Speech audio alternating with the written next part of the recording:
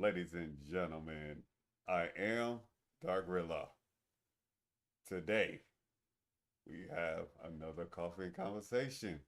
We have KiwaPlay. We have LunaLaVinci.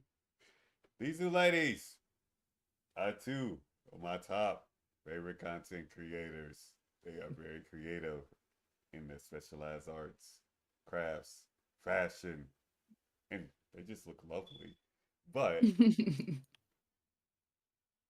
Luna also has a cat that she loves talking about.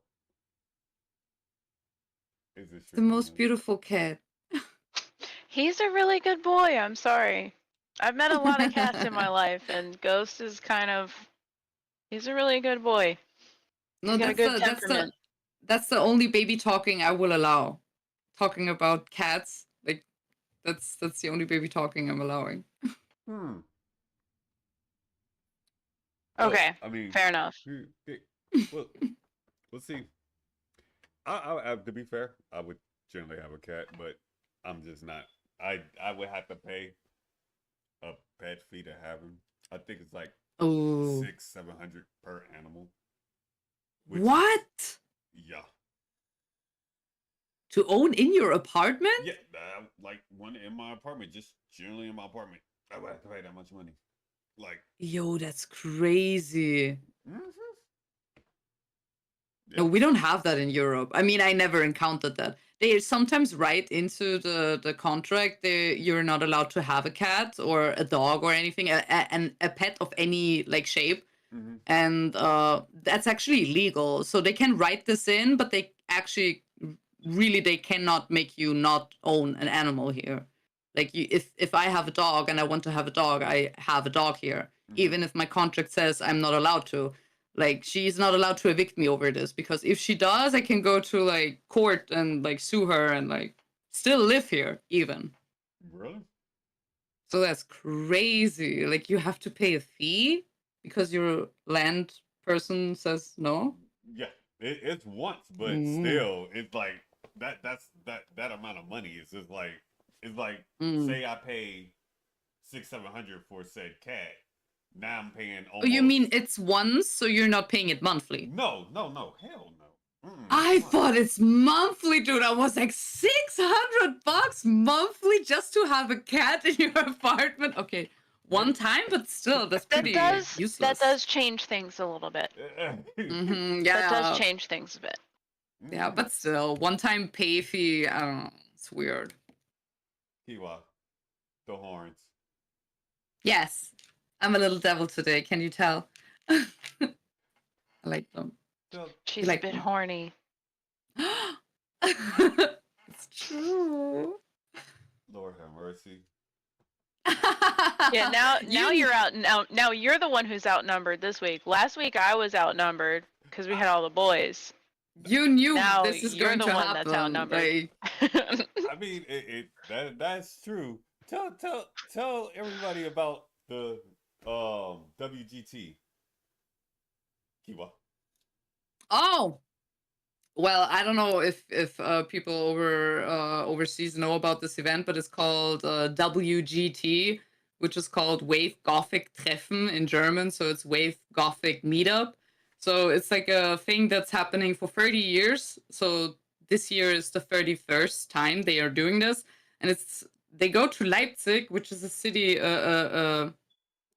in Germany, and it's fairly a small city, so they only have tram and bus stops, so there's no subway or anything. Like it's a smaller city, and it's overflown with goth alternative people for like a whole weekend. And ever since I've been a little goth baby, I wanted to travel there and just be there for a weekend to imagine a perfect world where everybody is just alternative and has piercing and colorful hair and is not afraid to express themselves, and the normies are outnumbered. That's crazy to me for a whole weekend.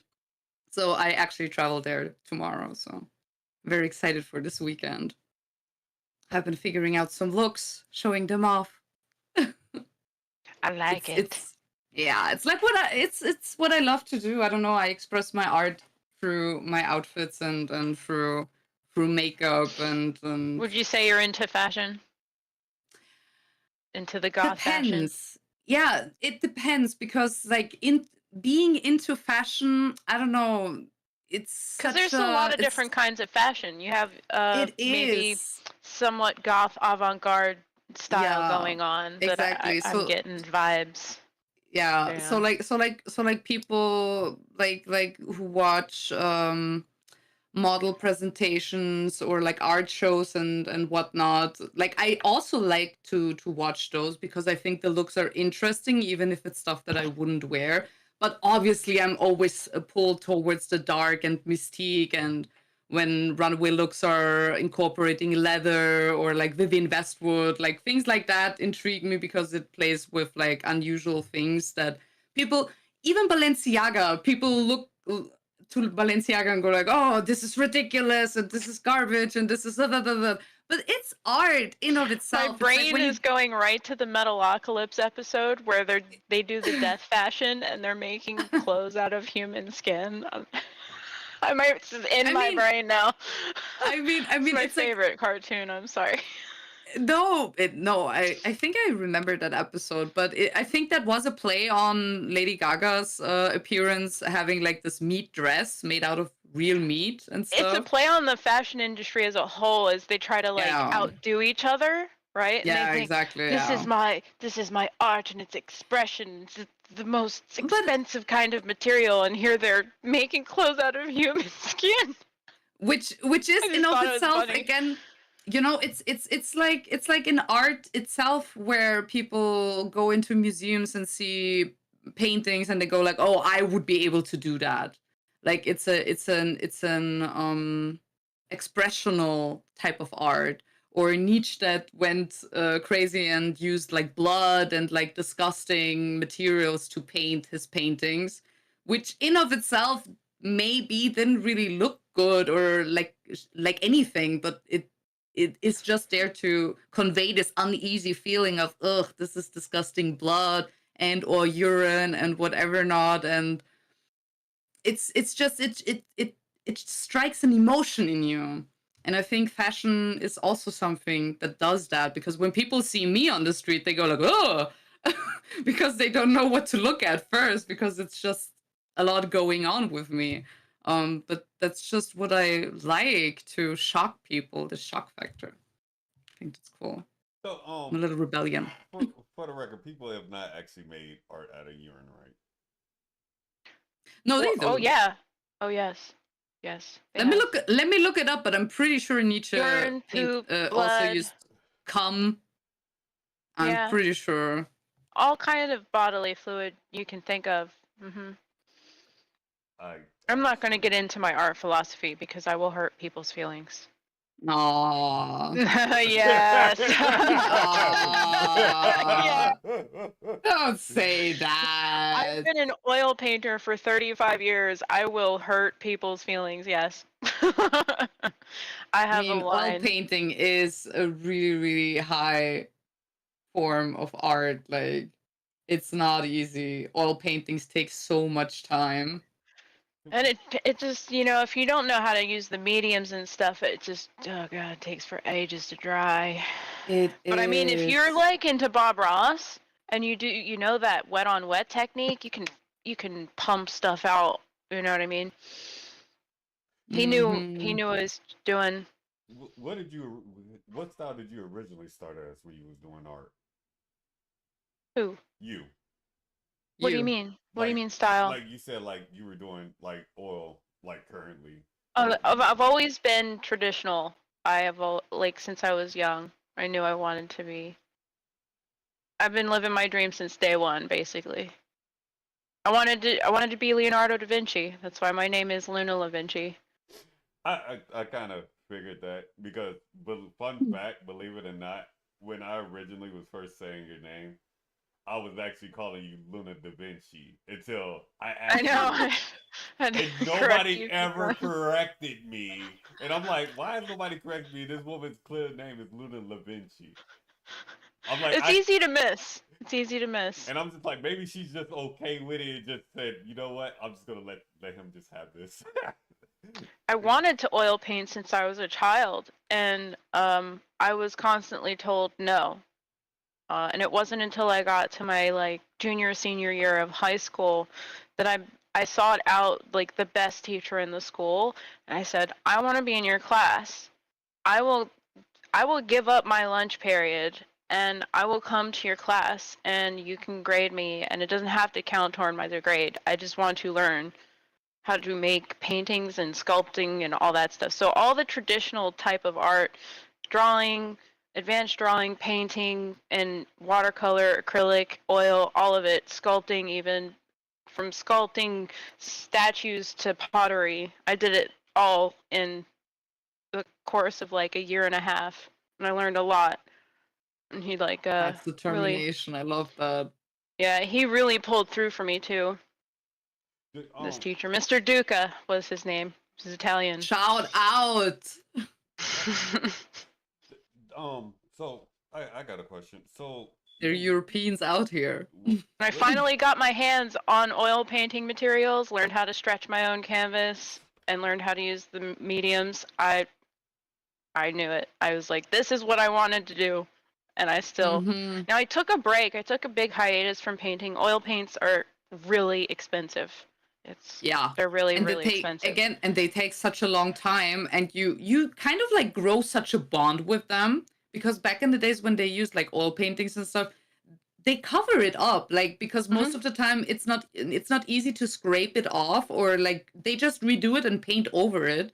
And underneath some paintings they have like 4 different paintings on top of it, because it's also so expensive to have this canvas stuff. So they're like, okay, nobody's buying this painting. I'm just painting it all white again, stretching it out, and then painting something on top of it, and have a hidden painting underneath it. And that's it. Oil paintings are really craft form that you like grow to live with. That's so cool. Yeah, they really do. You know, my teacher was harsh. He was, and that's why I'm harsh. He's like, this is not a painting. This isn't art. I'd be like, well, it is a painting. What do you mean it's not? I have paint on in the canvas. What are you talking about? He's like, well, you're not. There's no color theory. Your composition's off. What the fuck is this? Is this a line? Is this what you call a line? What are you doing? Okay, he was really on me about stuff, and he was like, you can be like everyone else and believe the Lulu whatever, that anything can be art, or you can rise above the majority of people, and you can consider yourself to fail at it. You can know where there's a line where it is not art. Yeah. And that's why I am the way I am today, is because he was so harsh about it. He's like, you're gonna be the type of artist that everyone's gonna call themselves an artist. They're gonna they cook, they're an artist. They do martial arts, they're an artist. They dance, they're an artist. But you are actually going to be an artist. And I was like, oh, okay. And I didn't understand when I was younger. I didn't understand when he said those things to me. But as I've, gotten online and done things, now I understand that, I mean, anybody with a phone that takes pictures considers themselves a photographer, which then they consider themselves an artist. And it's like, but you don't pick up a pencil and draw. You know what I mean? Yeah. You don't plan out these ideas. And it's like, okay, where's the line? Right? But that's up to me to, and my personal thing. So that's why I don't really put it on other people. It's my thing, It's very and similar other people need to express belief, themselves a certain way. Like, it's not, set in stone. Yeah, exactly. I know really talented people that just don't call themselves an artist, where I'm like, you're doing something that I haven't seen from anybody else. Like, you are being creative in your own way. So, like, you can call yourself an artist. Yeah. You're like, I just like to draw. When photography happened, all the painters got real scared, right? Yeah. They got real spooked out, and they're like, that's not real art. But photography can be real art if you're doing the Yeah. rules of 3, if you're going out of Yeah. your way to do Exactly. set up things, you know, Mm-hmm. color, lighting, all of that Yeah. stuff. You can be making art with a photograph. Yeah. Yeah. It's just Then the hard. same thing happened with digital art. And I've seen Mm-hmm. that's what I witnessed. I wasn't even born when photography really started hitting the scene. Mm-hmm. Yeah. But I was around on the internet when digital art started taking off, and all the traditional people were like, this isn't real art, you aren't a real artist, blah, blah, blah, right? And I really I latched onto that belief for a while, and I was very against just doing digital art. I didn't want to lose my touch. Integrity. But I would say the last 10 years, I've been really dabbling in digital art. I've taught myself Procreate and Clip Studio, animation. I did lots of Live 2D last year. I learned to 3D sculpt and stuff. And I mean, it's real art. And now, today, we're watching people do the same thing to AI. We've got all these artists who use artificial intelligence to make the art that they make in all of these programs. Freak the fuck out about AI art. Mm-hmm. And I think it can be useful. I think it can be a useful tool. When I you're think there's art, room to use. Is art the act of making art, or is art the thought that you have, the imagination you have? Yeah. Because when you're using AI, you've got a prompt. You've got to like really think these things out. You got to know the parameters and how these bots even work. And most of the times they stitch together stuff, right? As well, like they do composing, which still is like you're using tools to put something together. And I feel like this kind of AI art, I'm even cool with. Like, I'm not fully against it. I am just against how it is now establishing and starting out. Like, of course, the AI had to learn from some places, but I would just think, I would just think there would be an easier. I saw an artist on my timeline talk about uploading like their own set of libraries. For example, they do comics.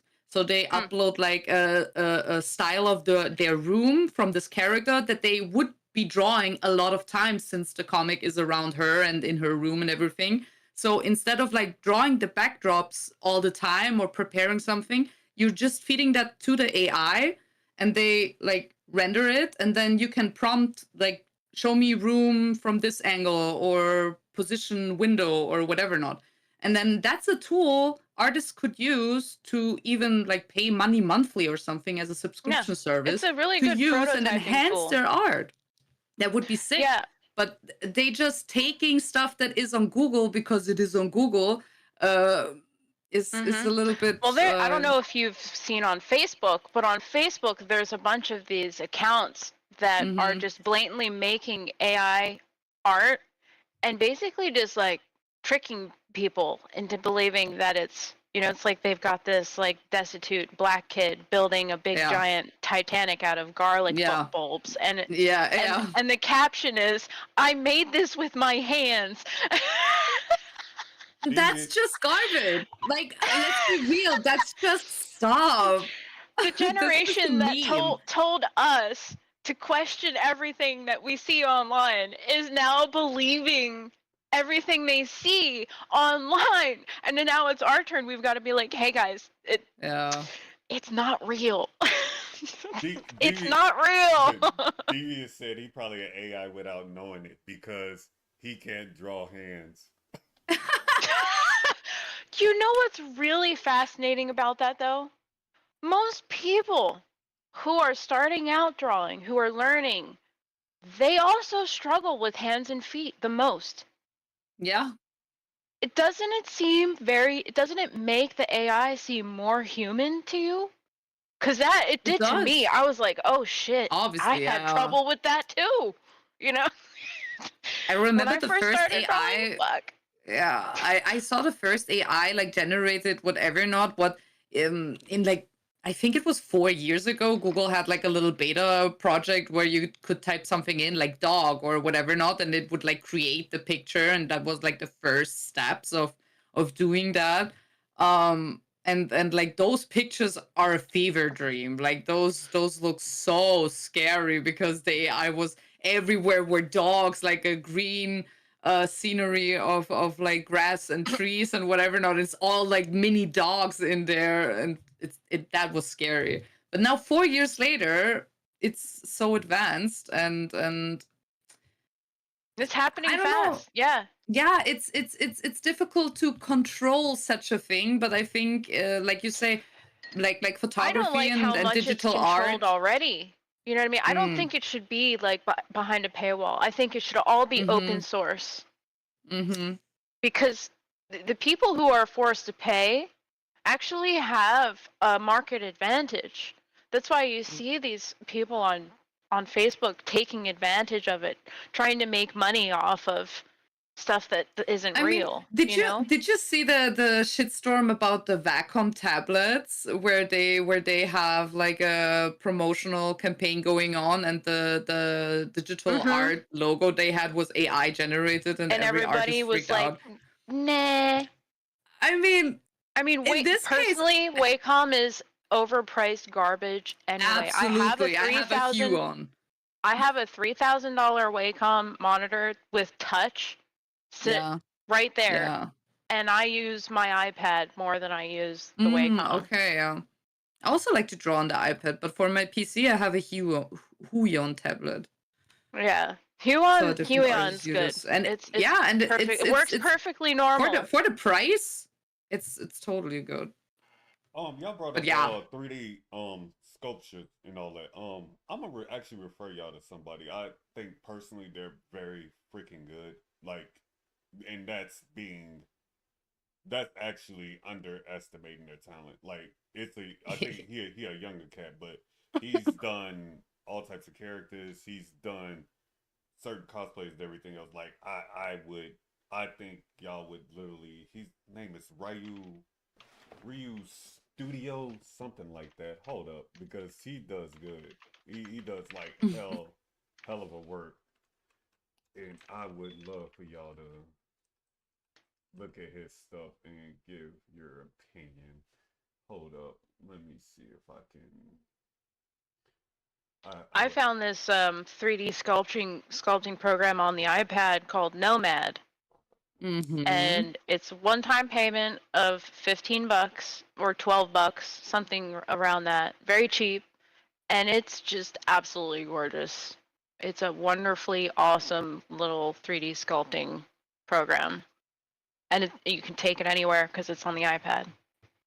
And what type of 3D like model does it produce? Like, can you use that in Blender or something? Yep, you can upload in Maya and Blender. So you can make your little models and stuff. You can even paint and color the model in the program. That's cool. It is insane. I was just like, these iPads, man, they are. Whoo! I'm not an Apple fan, really. No, same. Yeah, but the iPad is on some other level. Okay. I remember in 2018, I bought my iPad. It's so old. I need to replace it with a new one, but it's still so good. I have from 2018, and it's still it's still so good. Baby. But with the new ones, you can do like more of AR, like augmented reality and like more 3D, because the camera. I think you can even scan like items and have them in the 3D program.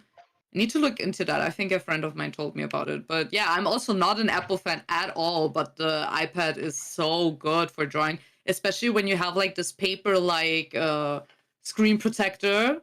It just feels like you draw on paper. It's so Procreate surreal. Also gives you the most like realistic pencil drawing. And the really interesting and unique thing about Procreate is that you can take up to 3 different colors, blend them together, and they actually mix. The colors actually mix and blend to make up. Like, if you took blue and green and you put them onto the canvas. You can even animate now in Procreate. I'm sorry, if you took blue and yellow and you mixed them, blended them together, it would turn it green in the program. And that's a very unique thing to Procreate. And that's very realistic for painting. There's a cat, 13. He was I actually had him on a coffee conversation at one point. He was showing me how y'all can take different layers of different colors. I think that's what you was just talking about. I'm not sure. Correct me if I'm wrong. Mm-hmm. And then what he did was he took all 3 layers and he just clicked one button and it all blended into the color Merged he wanted. together. Yeah. Mm. And it all like just came right out together. Like he was actually like showing me the different stuff y'all can do with digital art and everything else, and how layers work and how you combine them based on the colors and everything else. Mm-hmm. Also, Riddler, you sound lower than them. Do you realize why I got in here? I'm as loud as I can be. Do y'all realize why I got in here? My man, speak up. Y'all, we got Luna and Kiwa in here at the same time. I'm definitely gonna be lower than both of them. Definitely, definitely, y'all. Nah, but here. Also, I sent y'all a link to that young cat that actually. Yeah, he's on some other level. Yeah, he's definitely got some Mo flavor outfits going on. All waifu. Shit. Yeah, all the waifu. That's incredible. If you like 3D sculpted waifus, definitely. Like that's the thing. Like I've been following him for a long time since like when he was originally starting. He's come a long, long way. Like, I mean, it's a process. It's a learning journey. Like, in German, we have this like corny say with "no master has fallen from the sky." I don't know if you have this in English as well, but yeah, nobody wakes up and is able to do everything, like master the art. Like you have to learn and study and practice and keep on doing it. Yep. And that shit it said she still got a 2nd gen original iPad. I don't even know how old that is. Ain't that like 10 years old? Wait, like really 2nd gen original iPad, like with the rounded corners and everything? Who? In chat. That's what Bassinian said. She said she got the original 2nd gen iPad. Yeah, this I'm trying to find out what program. I think it's a really old one. I've never actually. I mean, probably not Procreate. Yeah, the girl's first product they put out. That's what she said. Yeah, their first product they put out. What's going on, Ron, man? Wow, I'm not sure. I try not to like. How can I say? I try not to pry into what people use because I know how some people are about giving out that kind of information. Yeah, you know why? Because they're stingy. Stingy. Yeah, like what? They're gatekeeping what programs to use? I mean, I'm not saying not that. The only thing that does is it suffocates what they use, the tools they use, to the point that it doesn't get supported. Yeah, that's why Clip Studio pissed everybody off and said, well, actually, we were going to make everyone pay a monthly fee. For what? Yeah. You have a community in which people spend money on. You have your own in-app currency. What the fuck? I mean, hell, even Adobe just came out and said they starting to get in touch with AI. Blender. Yeah. He uses Blender. Blender is free. Yeah. And you can do a whole lot of shit with Blender. It's an industry standard. Oh yeah, definitely. And the amount of tutorials online for it, oh my god, you'll be set for fucking years. Same shit with video editing software. DaVinci is from Blackmagic, which is a camera production company, and they have this absolutely insane editing software that is completely free to use. You're right. There is a pro version you can buy. But there's not even a watermark or anything. They're like, hey, here's the tools, use them. I just switched to DaVinci. Yeah, I was using Adobe Premiere for years. I was paying for that shit. I was never. DaVinci Resolve is the program she's talking about. It's called DaVinci Resolve, and it is the same thing as Adobe. It's the And same thing. not even just Premiere. It's Premiere together with After Effects, because in DaVinci Resolve, without paying, this is insane. This should be a paid ad, but without anything, you can compose like video graphics and effects and 3D models and lighting and rendering, and in one program for free. Without a watermark. Hashtag Crazy. for free. And it should be like when you're creating art, like editing or 3D art and everything, it should be free. But there's no photo. Is there a photo editing software that's free? I mean, if anything kind of like an art program now would be like Photoshop. You know, GIMP. GIMP is one, but it's not. GIMP is the only thing that's free, but it's really not like. It's very rudimentary. Yeah, it's usable. I'm sorry. I love. Yeah. It's crazy because like DaVinci is doing DaVinci Resolve is doing it for free, and it's just perfect, and it gets updates and everything, and it's crazy. Blender the same, and then you have in photo editing you have GIMP. It's like, well, there's other ones. I think with photo editing, any art program is going to do exactly what Photoshop does. So, I mean, is there an art program that's free? I haven't heard of it since 2007. Well, there are some, even on the mobile, on phones, they have some, but they're very third party. They don't do everything. That's why I always suggest Procreate. And you can get Procreate on an iPhone. That's a one-time fee. And it's only $10. Yeah. That's you just pay one time and you get like animating and photo editing. Fee, nothing. Painting. You can download brushes online for free from other content creators, or pay for brushes by content creators. It's crazy. And anything you would want to do in Photoshop, you can do it in Procreate. Yeah, that's and pretty true. much any art program. Layers and stuff, and If you wanted to use Clip Studio, I know a lot of people like Clip Studio right now because they just added a whole bunch of animation features last year. So lots of people are liking that.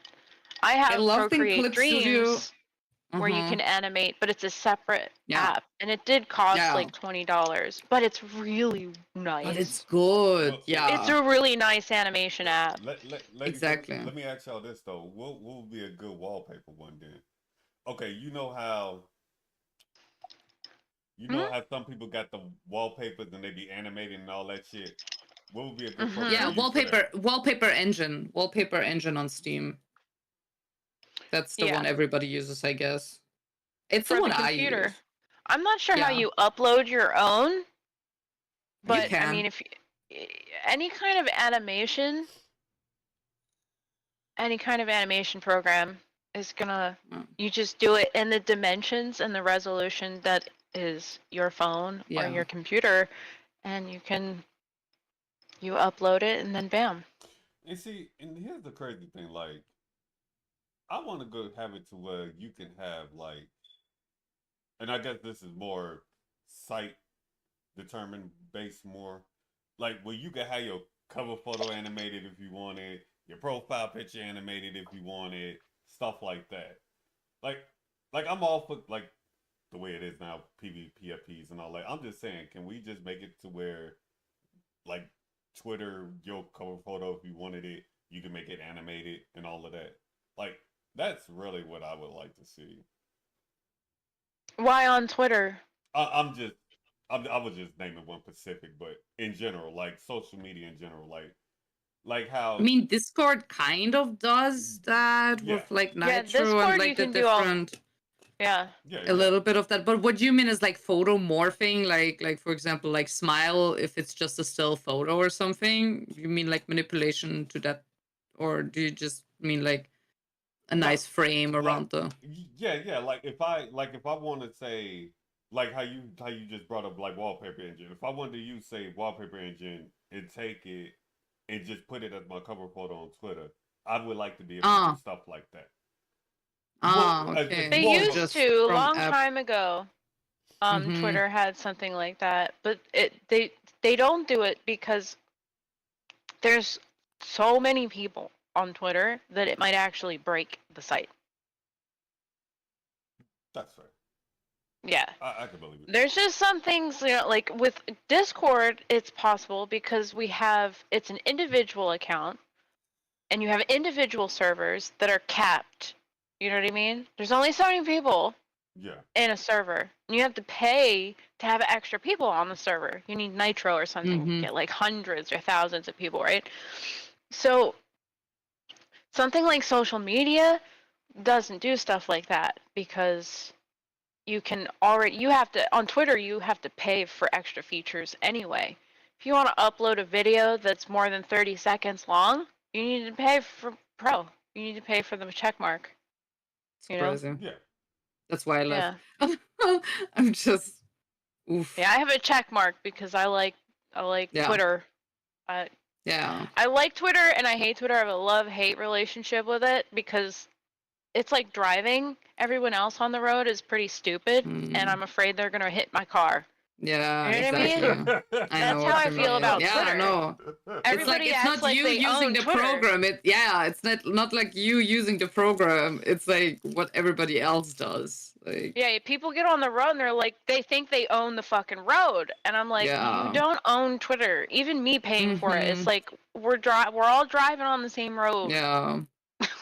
I see it as a microtransaction in like a video game you love hate, like League of Legends or something. Like you're using it a lot, so obviously you're paying for it. I wasn't really using it a lot, and every time I did use it, it kind of like made me rage, and then I just we kind of get locked into like, these I don't know, not echo chambers, and the algorithm promotes it because the algorithm us. The algorithm is promoting the interaction, and when you're like somebody who is in the comment section fighting with other people and defending yourself, you will get more of that. So I stopped interacting with things, and then Devious I didn't get to see anything. So many times that he doesn't do Twitter either because he would just be online engaging with everyone, correcting everybody. Exactly. And then the algorithm would just be feeding him people that say stupid shit to get him to engage with it.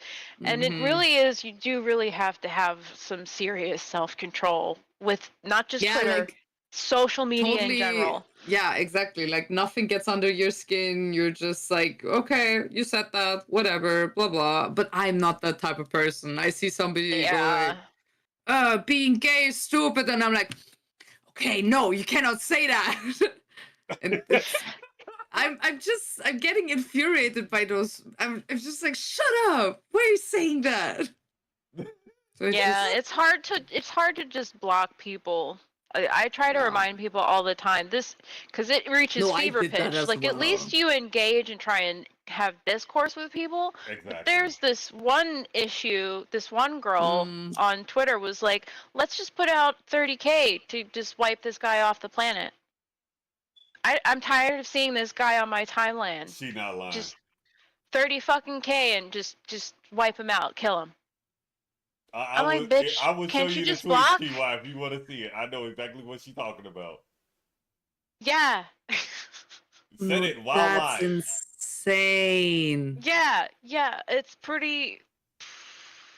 She deleted the VOD off Twitch, and I think it was actually towards Grums and Asmin. It was directed towards the two of them. And it's all like this video game nonsense around Stellar Blade.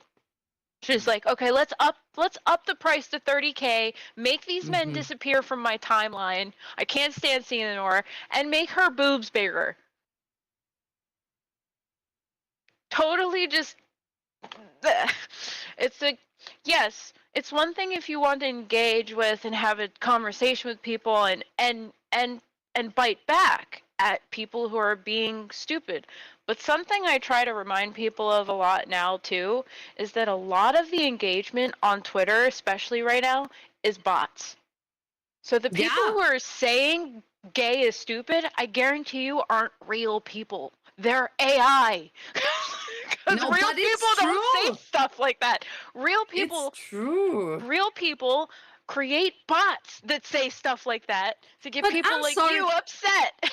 I don't want to go too much into this debate, but wasn't Elon Musk the guy that said there are too many bots, blah blah blah blah blah, we need to do something, we need to eliminate the bots, and now there are more bots than ever on there? There are more bots than ever, yes. It's crazy. Because it's the Barbra Streisand effect. Then you guys pay for it. Yeah, if you start saying stuff like it's time to get rid of the bots, what are people going to do? What are they going to do? Yeah, make more. Obviously. You tell people you can't do that. What are they going to do? They're going to go do it. They show you they can do it. Yeah. They're going to go do that. Yeah. So I try to just remind people like, hey, be mindful of what you're engaging with. It's half of it's not real. Half of it's not fucking real. It's not real. You know what I mean? There's real things in front of us. All we have to do is hold on to that, you know? And those real things, like our connections with each other, like this conversation we're having, this is real, you know? And, you know, if people just need to love themselves Get a little bit more. Offline. Get a little bit offline. Get offline a little bit. Go get a job. Enjoy your job. Get a cat. Go outside for a walk.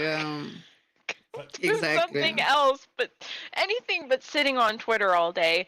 I have to say I was chronically online and I needed this detox more than ever, and leaving at the beginning of this year it was so it is. When you're doing the streaming thing and your whole deal is you're trying to keep up to date with everything and everyone and market and and you have to market yourself. You have to use social media as a tool to reach the most people possible.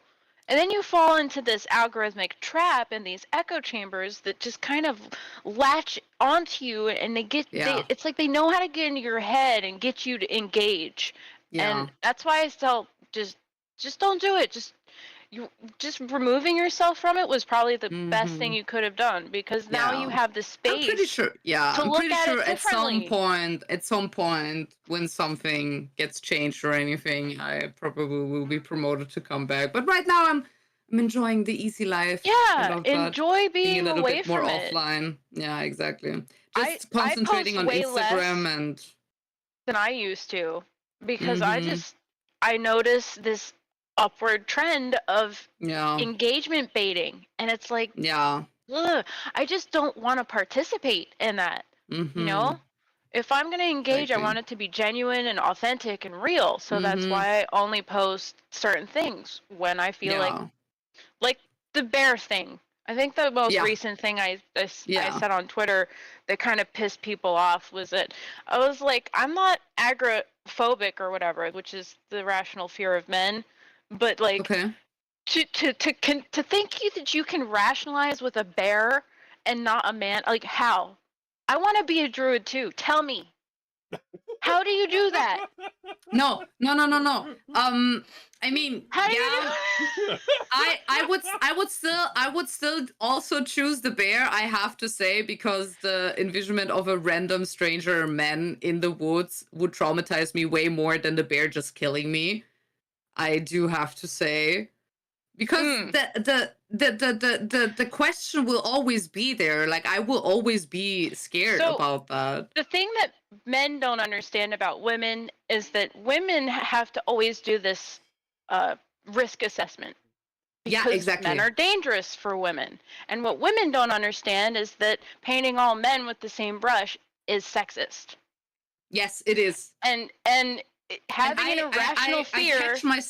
I catch myself doing that so many times. Of all men because of what some men do is the same thing as being afraid of all women because of what some women do. And that's a dangerous thing to do, because men do protect us, right? And I have been in the woods with some strange men and bears.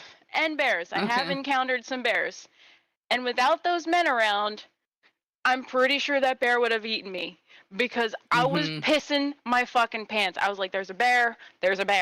I saw the bear first. They didn't even But see the bear. That's how much of a fun thing they were like, yeah, we're in the woods. We don't know where we are. This is great. Haha. But once the shit got serious, man, they just all went, and they chased that fucking thing away. But I did know 2 of them. Like, 2 of the men were my friend.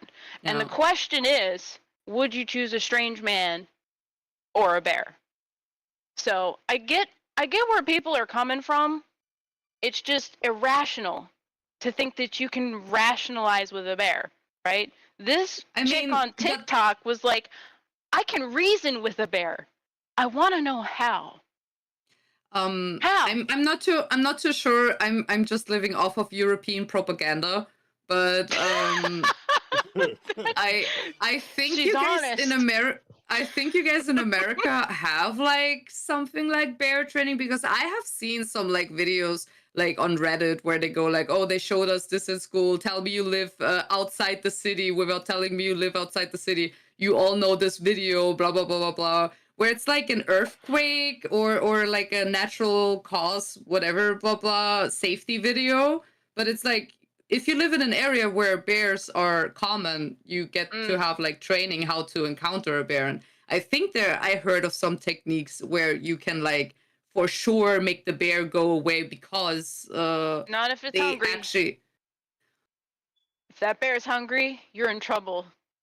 I think you're right. Cannot argue with that. But then again, I live in European ignorance. I have literally nothing here that threatens me. No earthquakes, say that makes you ignorant. No tornadoes, no wildlife that eats me, nothing. Oh. I live in the woods, so like we have like cougars and bobcats, and sometimes, very rarely, bears come up here. If it's really dry and we haven't had another rain for a European while. ignorance thing of mine, bobcats, they sound so sweet, and when I googled them, they look. Well, they run. I mean, they still are like cat feline-like, but they are terrifying. If they have rabies. But any other time, they will run. Bobcats are so fast, they're like fuzzy lightning. They're just a blur. That's crazy. We catch them outside, and the second they know we're watching, they're gone. It's the cougars and the bears that come up, because it usually, when it's a drought and we don't have a lot of water, they come looking for water up here, because we have hoses and springs and all this man-made stuff. They smell this, so they come up here and this and that, and we have guns to protect ourselves from them, because they will tear us apart. I don't know if you can see this lock down here at the bottom of the door. That's a French door, which means without that reinforcement, you can just kick that bitch in. You know what I mean? If you're a bear or a man or a cougar, you can just bust that shit right the fuck in. So I told October I don't feel safe with that door. So he put that lock down there, and yeah, my man protects me. That's good. Yeah, that's good. And then when these women, right, they say that they feel safer with a bear, it makes me question, well, what kind of men are you choosing in your life? I think it's not just the choosing part. Here? I think it's not just the choosing part. Sometimes you just fall into that, or even like the person itself maybe isn't that bad, but it turns out to be in that way. I'll admit this. Then it's hard to leave. If I'm walking down the street by myself and I don't have my guy with me, and there's men walking towards me and they're on the same side of the road, I will cross the street. Exactly. Okay? So I will admit that, because it's the risk assessment. It's like, I just don't even put myself in that position. I won't just. So I get that. I get where that mentality comes from. I remember me and my boyfriend, we were taking, like, after a party, we went to go home. And the route he chose was, like, very, like, shady alley, super dark and everything. And I'm like, where are you taking me? And he's like, oh, this is just the fastest way. He always takes this way home. And I'm like, this is a walk only a man can do. Because no woman in her right mind would be like, I stroll into the dark alleyway with no lighting and nobody around. That's a good idea. Just because it's 2 minutes faster. Like, no, I would Mhm. not do that. Like, I am a really assertive, dominant person, even on the street. I like to hear aggravating music that makes me stomp. So I even have like this. I don't want to have this aura of a victim. And Mhm. that sounds like Well, that's so good. horrible. It sounds so horrible, but I have people in my inner circle that just have this aura of like, you can do anything to them, they won't scream because they will panic. And I never want to give this energy off. Like, I'm always on the, I could kick you in. I'm So, on the guard yeah, right that's what now. we call survivor mentality. There is a term for that, Yeah. and I'm But all that is on board with exhausting. that. It is exhausting. It sometimes I don't have the strength for that, and I just wish I could just take the dark alleyway that is 2 minutes faster, because I don't need to fear because what some people do. But Well, you know what's gonna allow you to do that? A gun. mm. I'll be I honest. live in Europe. This is I'm not sorry. easy. I If mean, you the get other thing though concealed is carry, I'm pretty sure that in Europe you can still qualify if you get certain papers you and this and could, that and do could, things. but for me, the thing is It is the ultimate equalizer. owning one gives the risk of getting the bullet. Not Like, if you know how to use it. I'm a pretty clumsy person. I wouldn't. We're with the risk assessment here again. I'm doing the risk assessment. It's telling me I keep it know off. it's women do it a lot. It's a lot more for Mhm. women Yeah. because we are the weaker sex biologically. We have a lot going on, and we just look and sound more vulnerable than men do. But it's also kind of a fallacy because men actually get attacked just about as much as women do. That Especially because they're walking alone. It's a strength in numbers thing. So if you're with a yeah. group of people, you're less likely to get attacked. So the gun Yeah. or a group of people with you is the best option. But if you are a man or a woman or anybody just walking alone, the chances of you getting attacked is through the roof, you know? So always strengthen numbers. Always have a buddy. Always, I have knives on me all the time wherever I go because I will stab a bitch. Okay. Yeah. Don't touch me. Don't grab me. Don't try and drag me anywhere because I've got thorns. You know. Yeah. That's good. Like that. I like thorns. That's a good one. But yeah, no, that's something that I would be interested as well. Like, I think not a lot of men talk about this, that they probably are also scared sometimes to walk home. I saw some funny memes on TikTok where they like me bringing my girlfriend home because it's late, and then they run like a little bitch because they're scared as well. Like, but who gets me home safe now? Like, I do feel like men have similar issues, but it's just not talked about. And they're more likely to put themselves in dangerous situations. Like you just said with your boyfriend, he was like more willing to take that route and stuff. Men do that. Not thinking they're more willing to take risks while we are more assessing the risk. It's very sweet. One time I left very late from his home, and I prepared like, this thing where they put like the keys between the knuckles. Don't do that. That shit doesn't work. It will hurt yourself. It's not a good survival self. The best thing you could do is like when you have like a chain or something, you can pull it through your knuckles and have that like as a weight or something. But that's what I like to do. I wrap the chain around from my key, and he saw me do that, and he's like, "What are you doing?" And I'm like, "Oh, it's just late." And sometimes I feel like it's I'm rolling an intimidate check. I'm just like I just want to show off. I'm not going to be messed with. And then I think the week after that, I was leaving his place, and he was getting his shoes, and I'm like, "What are you doing?" And he's like, "I'm bringing you home." And I'm like, "Why?" And he's like, "Because it's late, and last time you said you were scared, so I'll bring you home now." So I do agree with you. There are men that take risks for us as well because they just like to comfort us. But those the good ones. Yeah, they're the good ones. We need more of those. We do. Well, they're out there. We're just tearing them apart. Imagine much more. Hey, this woman. this woman could be the mother. This woman could be my sister. This woman could be, if they envision way more this like protector role of like, this is a woman that we need to do I that don't for know, men. yeah, We need to yeah, give them a little bit of the benefit of the doubt. So like if we see yeah. one in the woods, be it like, please just, And was it hey, I have the like- perfect story for that. I was at a party. And there was this like creep guy that was not going away. And like he was like creepily trying to talk to us. And it's just annoying. And he was so drunk. And we told him like to go away. yeah. Obviously, we're a group of 6 very hot women in really nice clothing. But like we said, no thanks. Have a nice party. Bye-bye. But he wasn't getting the hint, even though we told him like many, many times. And he was just annoying us. So we went outside to have a smoke. And then another guy approached us and was like, wow, you guys must be the coolest persons here on the whole party.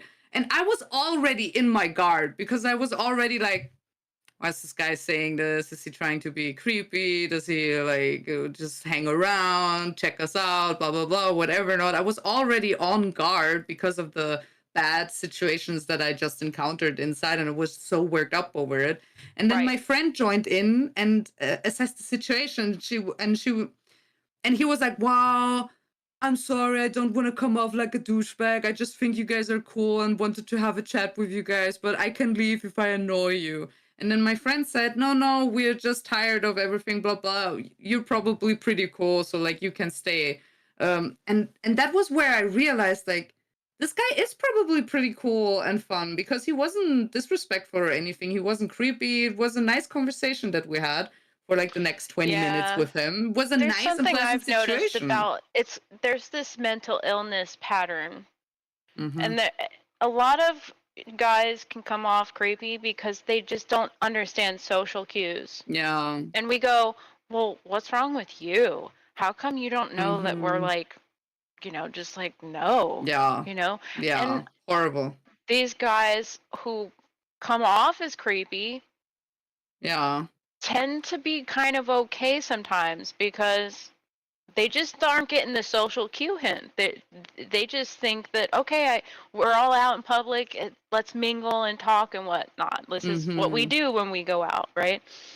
But we're on guard about it for a good reason, because if you look at the pattern recognition of creepy dudes online, they have that weird, strong mental illness of lacking social cues. They all act way younger than they should, right? And that's why we bank it in the back of our brain and we go, okay, he's acting a little off.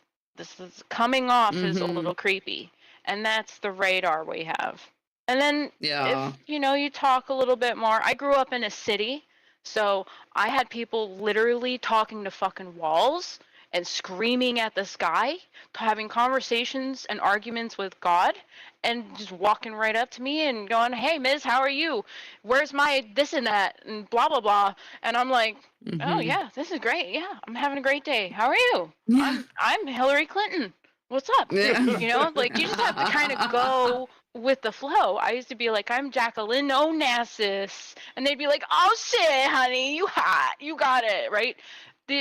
There's a mental illness thing going on, and it's really hard to, when you have all your faculties, to kind of let your guard down just a little bit to see that it's a mental illness thing. And a lot of them wind up homeless.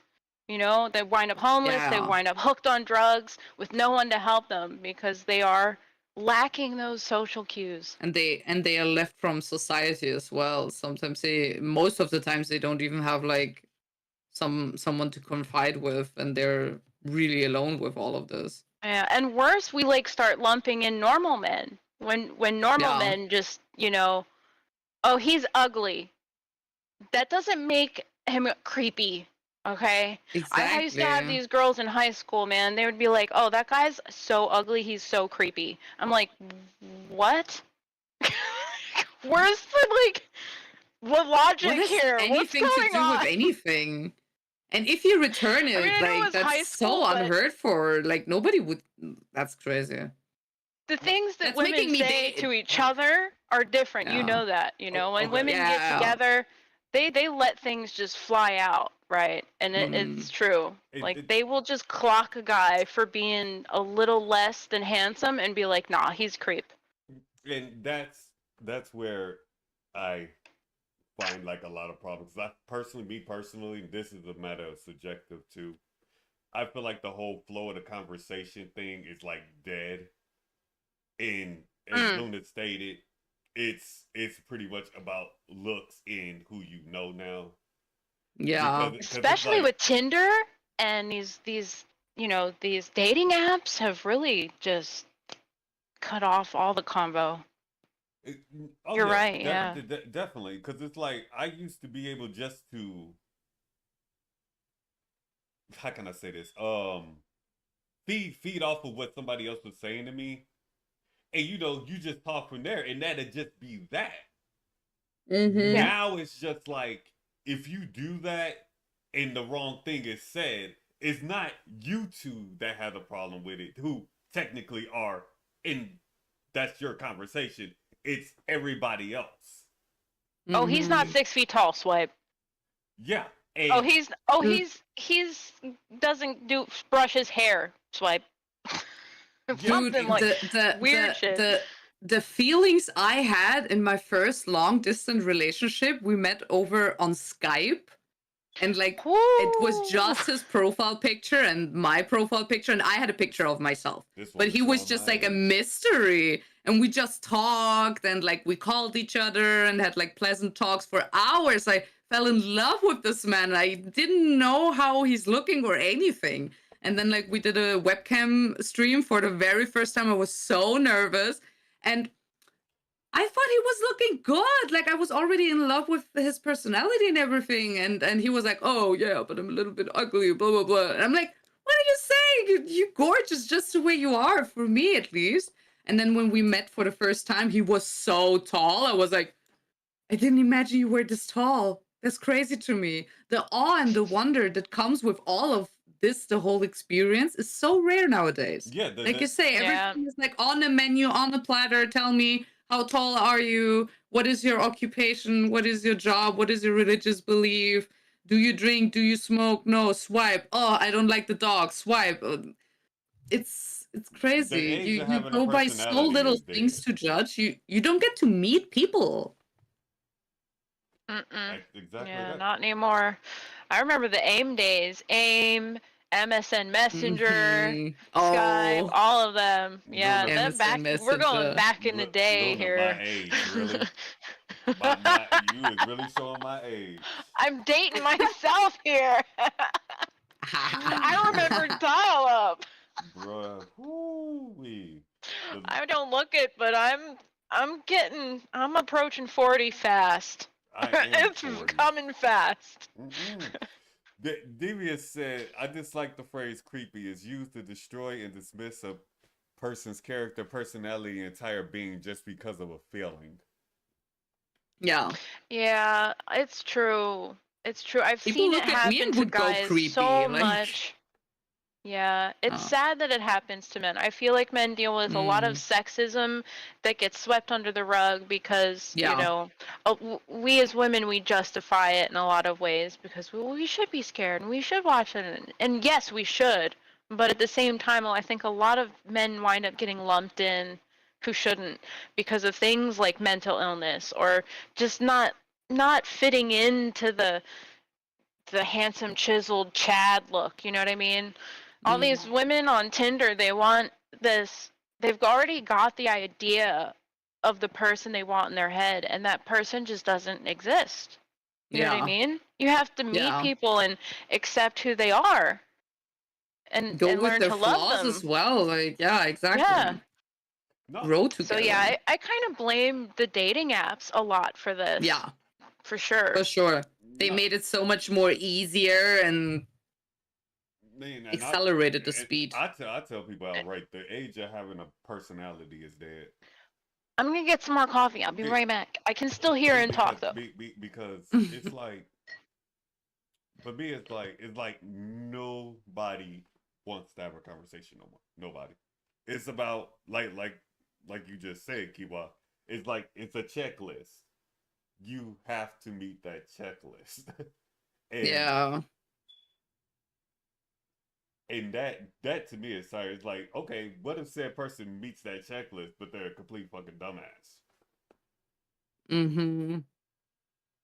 Because I mean, yeah, look, at the party, there also was a guy that came up to me and he was like, wow, you ladies look really cool. And I'm like, thanks.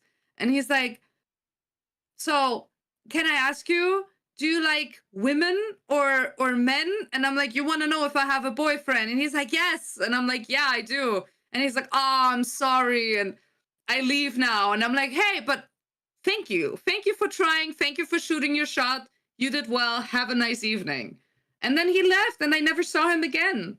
And I think that's a beautiful way to shoot your shot and approach. It's respectable. It gives me an opportunity to tell him, hey, I'm taken, but the way you did it was right. Keep on doing that. Like that's the way. That's good.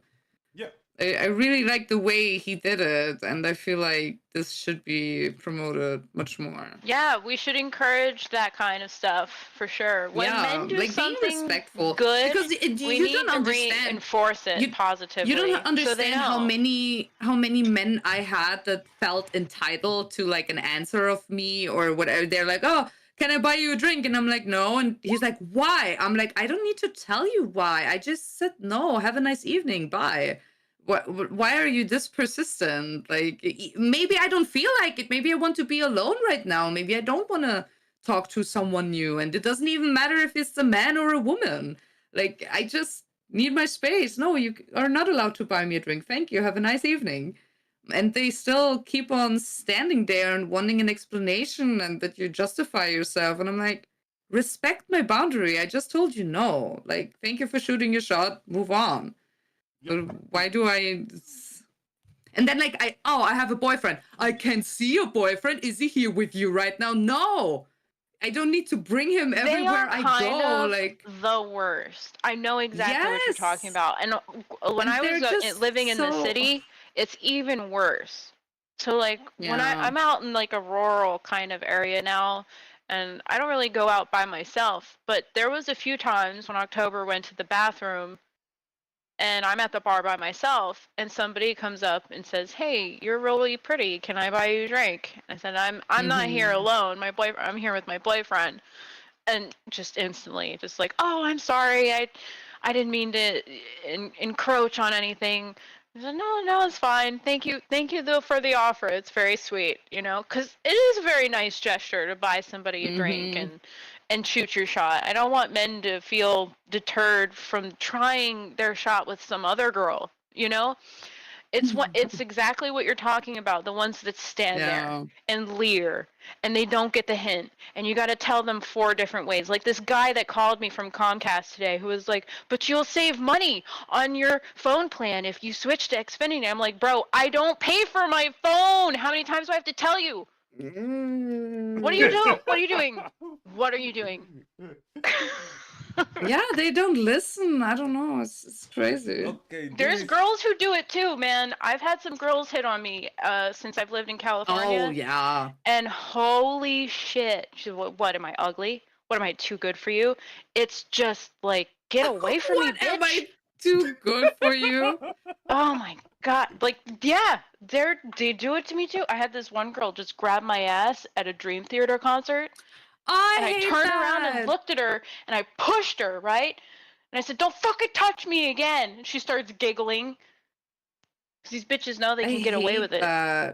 They like grab my when I have like a cutout in my dress like right now, like women usually they went and just grabbed and I'm like, can you not? We're all women, it's fine, blah blah blah blah. Yeah, like, the entitlement of women is something else these days, I swear to God. First of all, I'm pansexual, okay? I will get aroused anyway, okay? Stop it. Second of all, consent is hot, okay?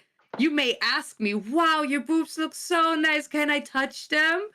And then like we can go from there how I feel about it. But like just go there and touch just because you're a woman and you feel like that's okay.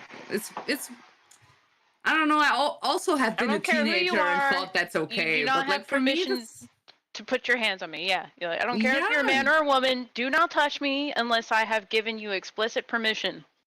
It's also with my hair. Like people touch my hair and go like, I'm like, yes, it's just plastic. It's an extension of myself, but still, could you like please not do like this and just ask me?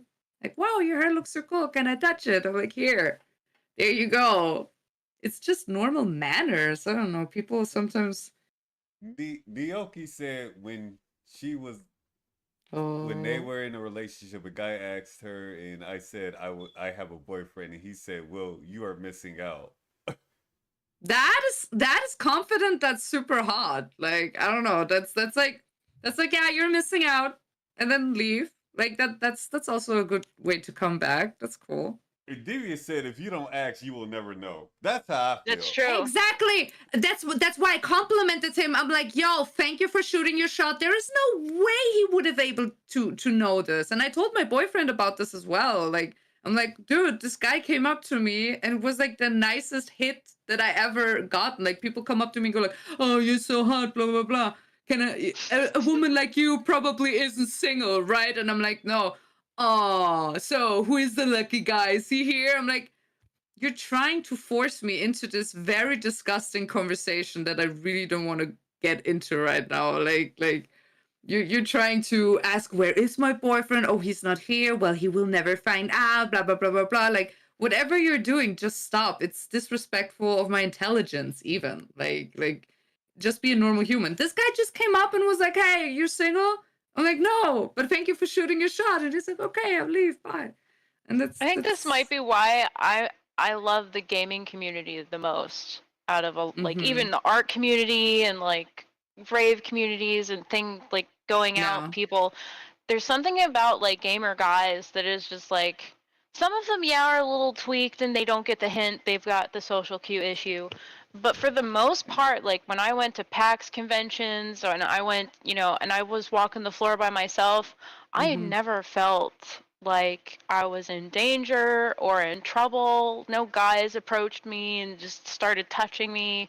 And I went to these conventions with all this stuff in my head, all these stories from these cosplayers getting attacked. And I'm like, I'm just not experiencing this. I just don't get it. And every conversation I have with a gamer guy is about video games, things that I like, and art and the music of the game. And we really connect over that interest. And we form, I have all my dude friends are gamers. And it's that interest we have in games that really, and they all respect my boundaries more than, most any other interest out there. I think I've had some art guys really try hard. Nothing against art dudes, but y'all need to chill.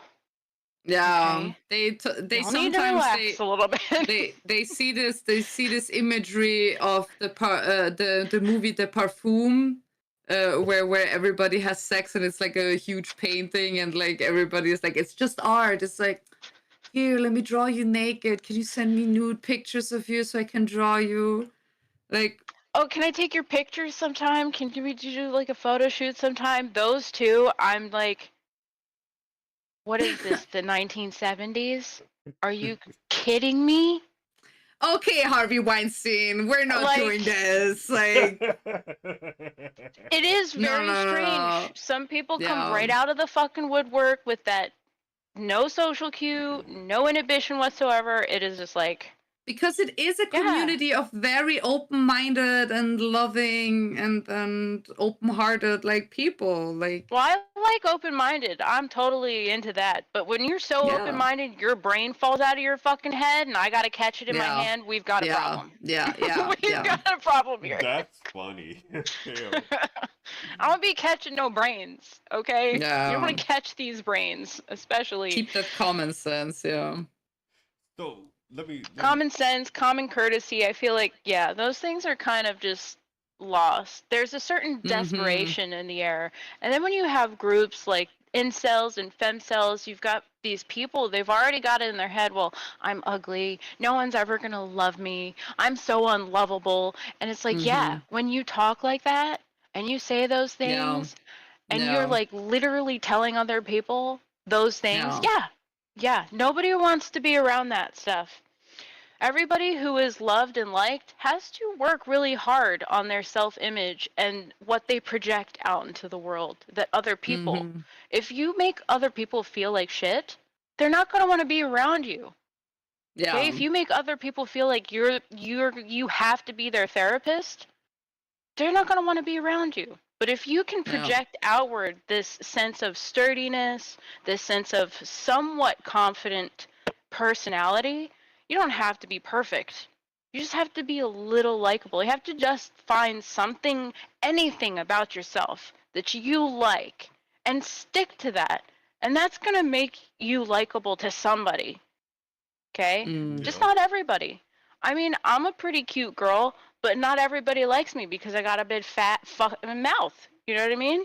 I mean, There's some people that are not going to like me. The minute I open my obviously, mouth, always, some like people are going to be always. running in the other direction, and that's reality, right? Yeah. It's But that's these why we are incel so many movements. people. Like, we don't have to appeal to everybody and get liked They by think everybody everyone's or supposed whatever. to No. like them, and that's just not Yeah, no. reality. That's No. I feel like that's what a lot of people put in their head, that everybody has to like you. That's Yeah, it's very crazy. narcissistic to think that, I think, in a way. And there's lots You of things about can. myself I don't even like, but I don't sit here and go, well, I don't like this and I don't like that and da da da and put it on other people. I'm trying to work on it, and because Yeah. I want to be a better person every day. So like I try to self-reflect and analyze the situation. Okay, what went wrong? Maybe something I did wrong, blah blah blah, to just make myself a better You're person. making an excellent point. That's another Yeah, problem but the incel movement has. They have no ability to self-examine. They can't mm-hmm. look at themselves in the mirror in a realistic way and go, Yeah, I need to work on this. Instead, they just yeah, look in the mirror and go, I'm helpless. I'm hopeless. There's no yeah, helping me. And the next thing you know, yeah. they're shooting up a church. You know what I mean? Yeah, the thing is, you need to pick yourself up from those situations, and That it's just really hard to do that alone. So if It you have is. nobody to confide to and help you, it's really hard. But that's why you need to seek help, even if you don't have someone. I don't know how it is in America and in Candyland, Europe, it's very easy to obtain I mean, it's not Certain easy to parts. obtain psychological help, but it's Yeah. we have like lifelines and everything, or you can go into a hospital and even if they don't have any capacity to take you in, if you go like I need help or I will Yeah. off myself, they will help you because if you can go to the police and tell them I have suicidal tendencies, I need help right now, and We do have they need hotlines. to help you. We do have hotlines So for emergencies, but as far as like ongoing care, medical care, mm-hmm, that yeah, it depends on what state. you It need to pay depends for on the yourself, state you're right? living in. California is Mm-hmm. really good at just shoving mental health down your throat to the point it might be Okay. too good. You know what I mean? They Okay. might just be I feel like California just hands out psychotropics like it's candy when you really you need to sit with You need to people work, yeah, and it's and a assess them process. for a good amount of time Yeah. before you're like, yeah, you need psych meds. You need something that's going to alter the chemistry of your body. Yeah. And it's like you're giving people these medicine. I mean, even when I was 15 and I lived on the East Coast, they shoved Zoloft and Paxil and all that stuff down my throat. And it was like, I was a developing teenager. What teenager do you know that is not moody? That is not trying to I figure out their I emotions? hear those horrific tales over from America where Oh my God.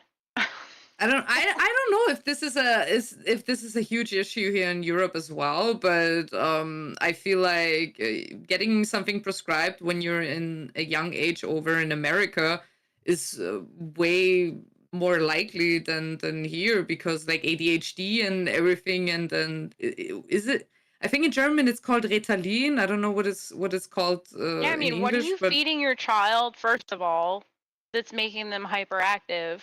check that out, see if that's going on, and maybe just let them grow into their body. Let them go through their puberty hormonal stage and see if things even out as they become teenagers and older teenagers. But they and have then when this they're like huge 17, 18, then maybe we can start thinking about some psychotropic drugs and some things. And I know there's some really severe nothing cases. helps. Yeah. I know there's some severe cases where these drugs do help kids. But when you're giving kids Adderall, like that's like Adderall, speed. that was that, yeah. It's speed for kids. What are you doing? That's crazy. Adderall was the thing I was hearing the most out of. Kids in America get Adderall so they function better in school and blah blah blah. Like, yeah, do you ever see a crackhead on doing their job? Yeah, that's that. Yeah, they're doing a pretty good job until they come down. Devious said affirming therapy is the problem. Affirming is a problem. Yeah, is a problem. I guess, yeah, it can be very, yeah. I would say that affirming a delusion is definitely a dangerous thing to do, because reality is the truth, and the truth does set you free. And knowing the difference between imagination and reality, I think, is a great tool for health, for your mental health.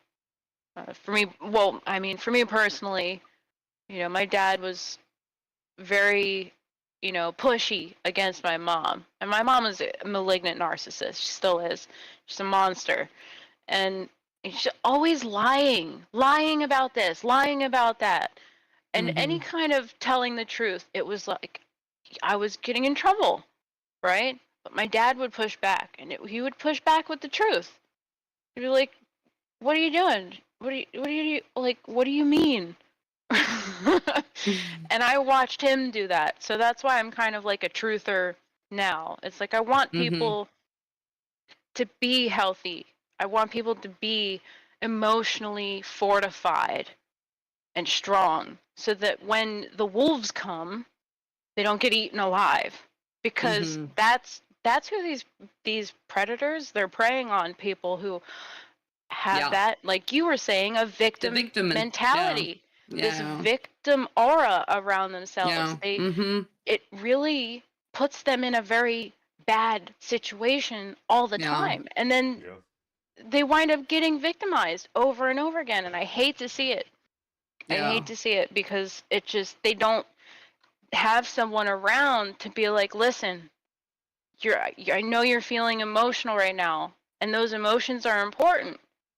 But don't worry, because they will pass. Those emotions are really intense right now, but the truth is going to help you. The truth is there. It will find its way, and you don't need to worry this much.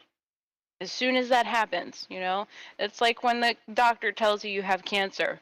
There's some people who talk about having a great relief because, oh my God, I finally know what this is, and I can take the right medicine to fix it, right? And the mental problem with mental illness is there's no real way to diagnose or pinpoint what's going on. That's why we tell people, go outside, get a hobby, do something with your hands, function out in the real world. Get to know your capabilities, get to know your limits, get to know what you're able to do and what you enjoy to do and what.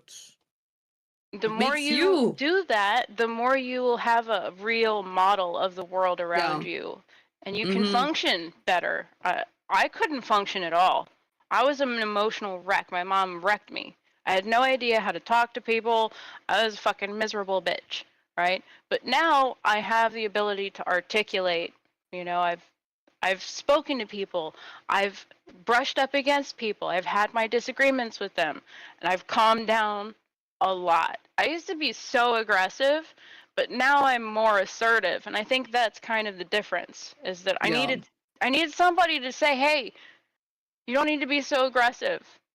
There's a difference between aggression and asserting yourself. And that's what people need. We need to just lead by example with some things. And breaking down too, like when people have breakdowns, that's when we really need to listen the most, cuz people project really hard what's going on. They tell you. People literally tell you what the issue is. And they just can't hear it cuz they're so emotionally upset. Yeah. It's just coming out true. of them. So people need to listen a little better as well, instead of just constantly affirming lies and delusions and things like that. Because the more we do that, I think the more we're going to hurt people. Sadly. This is a personal opinion. I just feel like a lot of people affirm that stuff just to say that they're actually doing something.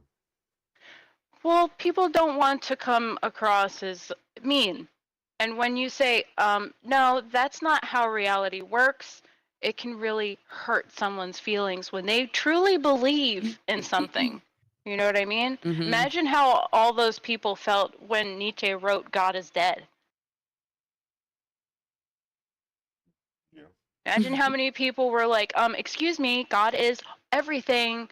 And here comes this man with a whole bunch of books. Why? You shouldn't believe in some weird God. There's a dogma going on here, So it can be dangerous. The same reason that religion can be dangerous, and you wind up burning witches at the stake. You see it happen all the time online.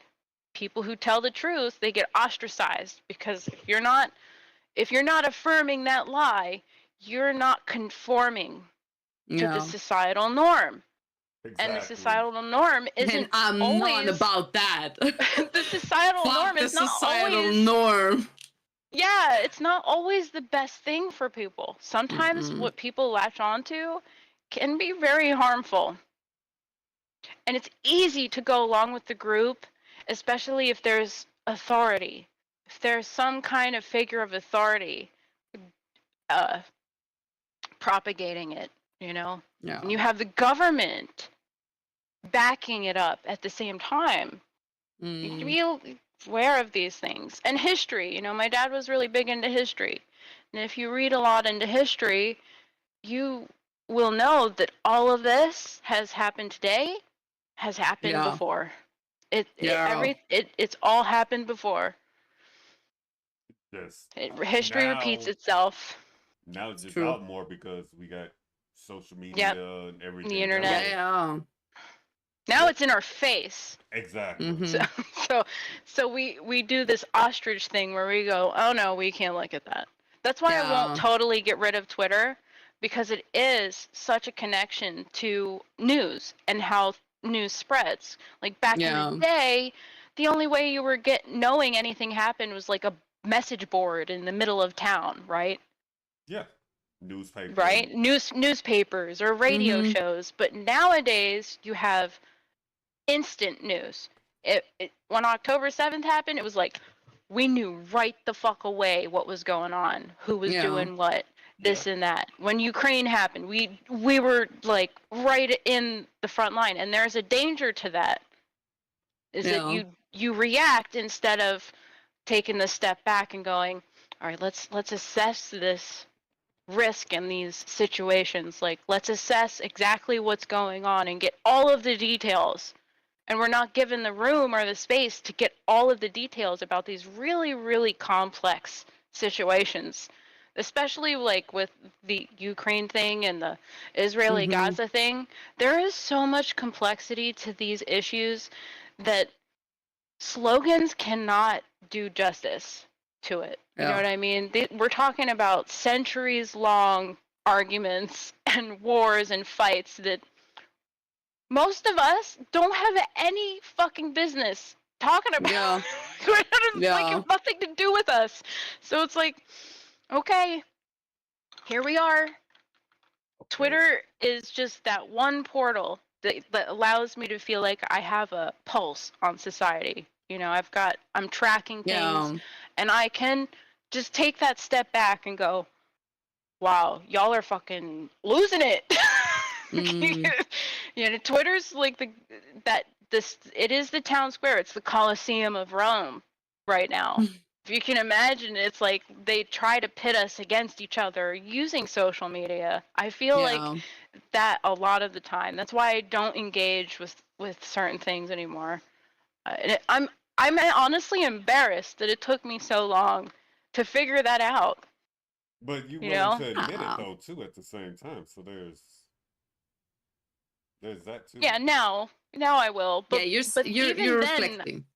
Even then, there was a bit of me that knew, But now I'm very much like, yeah, I'm gonna speak up and tell the truth when I feel it's necessary, and most of the time, I'm just gonna do what makes me happy and share that with the world. Project as much of the good, happy stuff out there. I love to paint. I love to make art. I like to inspire people. Exactly. You know what I mean? I'm not here to be an art teacher and tell people what is and is not art, though. That's for me. Yeah.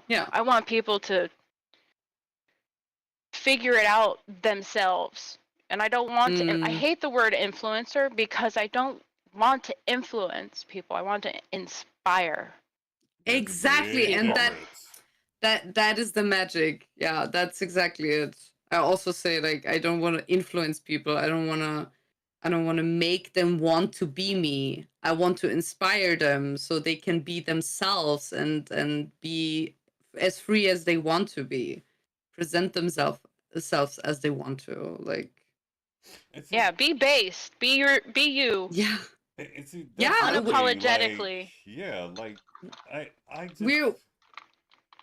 I just feel like just like not enough people just being themselves. A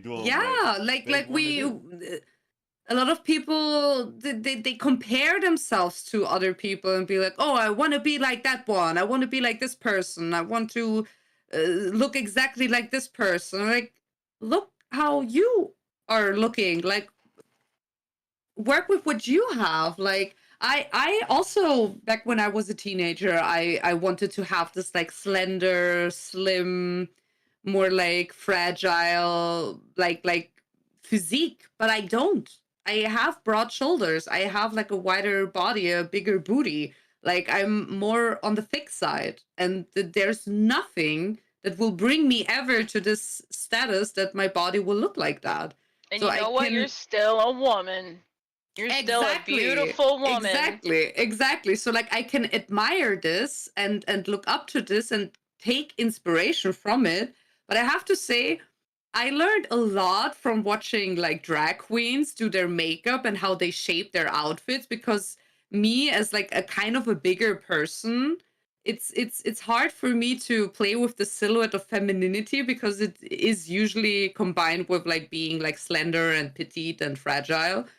And working with shapes like in but working with shapes and triangles and whatever. Men like them thick, you know what I'm saying? Men like them thick girls. Okay, it's true. It's very true. I think this beauty standards really put upon women by other women. Yeah, and pit them against each other. Like, okay, yeah, she maybe is slender, but she has an ugly nose. Like, what? Can we just appreciate I don't believe in the for... beauty standard, because I find grotesque, ugly things to be beautiful. Yeah. I love horror games. Horror games are my fucking life. I think like, and there's nothing more beautiful than other something. Things make it interesting. It's not. Yeah, there's perfect. nothing it's more beautiful polished. to me than something that puts me in an existential state. You know what I mean?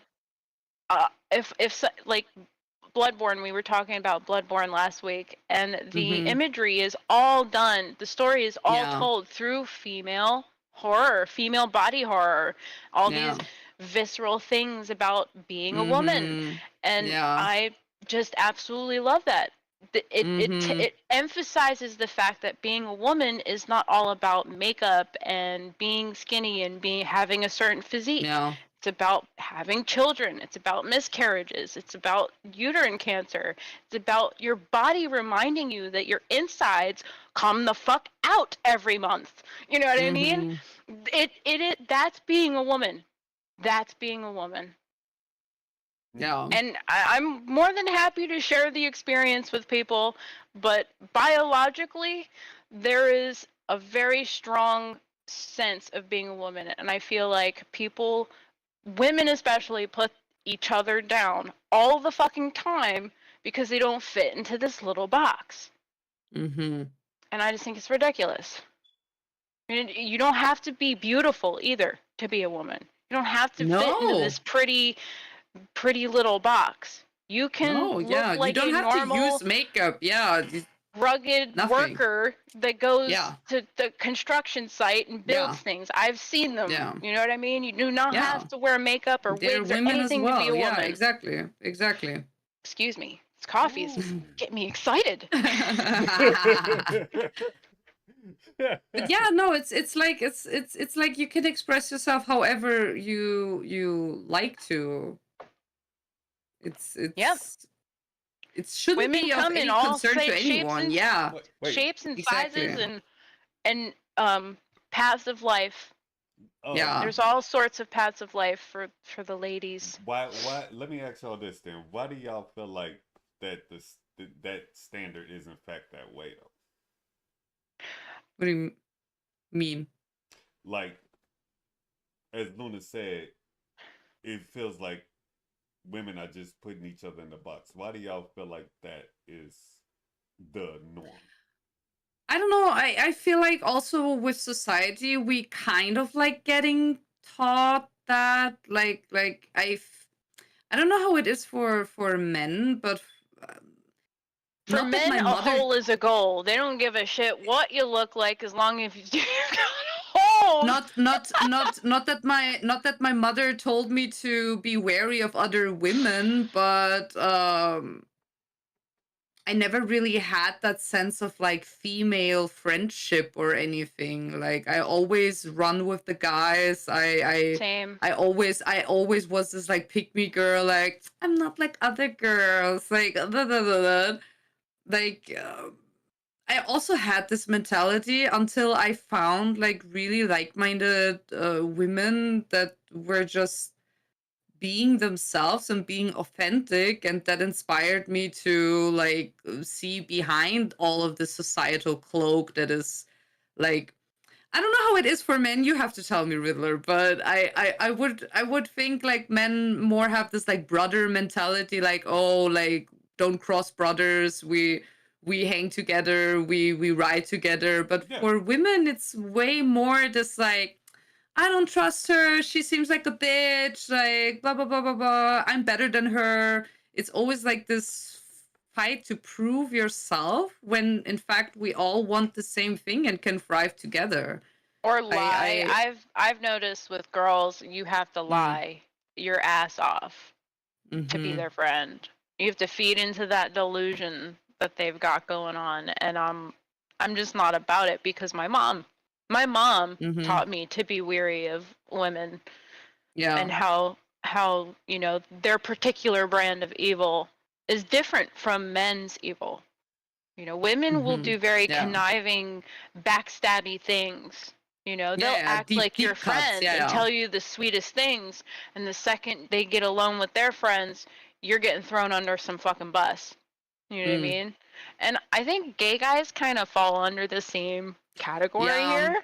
Yeah. Gay guys but be like on some feminine shit, okay? Some of the drama that I have encountered in that circle is like very familiar. I'm like, you guys struggle with the same shit. Like it is kind of true. It is just has a like this vibe to it, feminine vibe to it, and men are pretty like you know it. You almost see it coming with guys, but with girls, you don't know, and that's why I'm always weary of girls today. I think that again, I think the dating app kind of really puts it into perspective.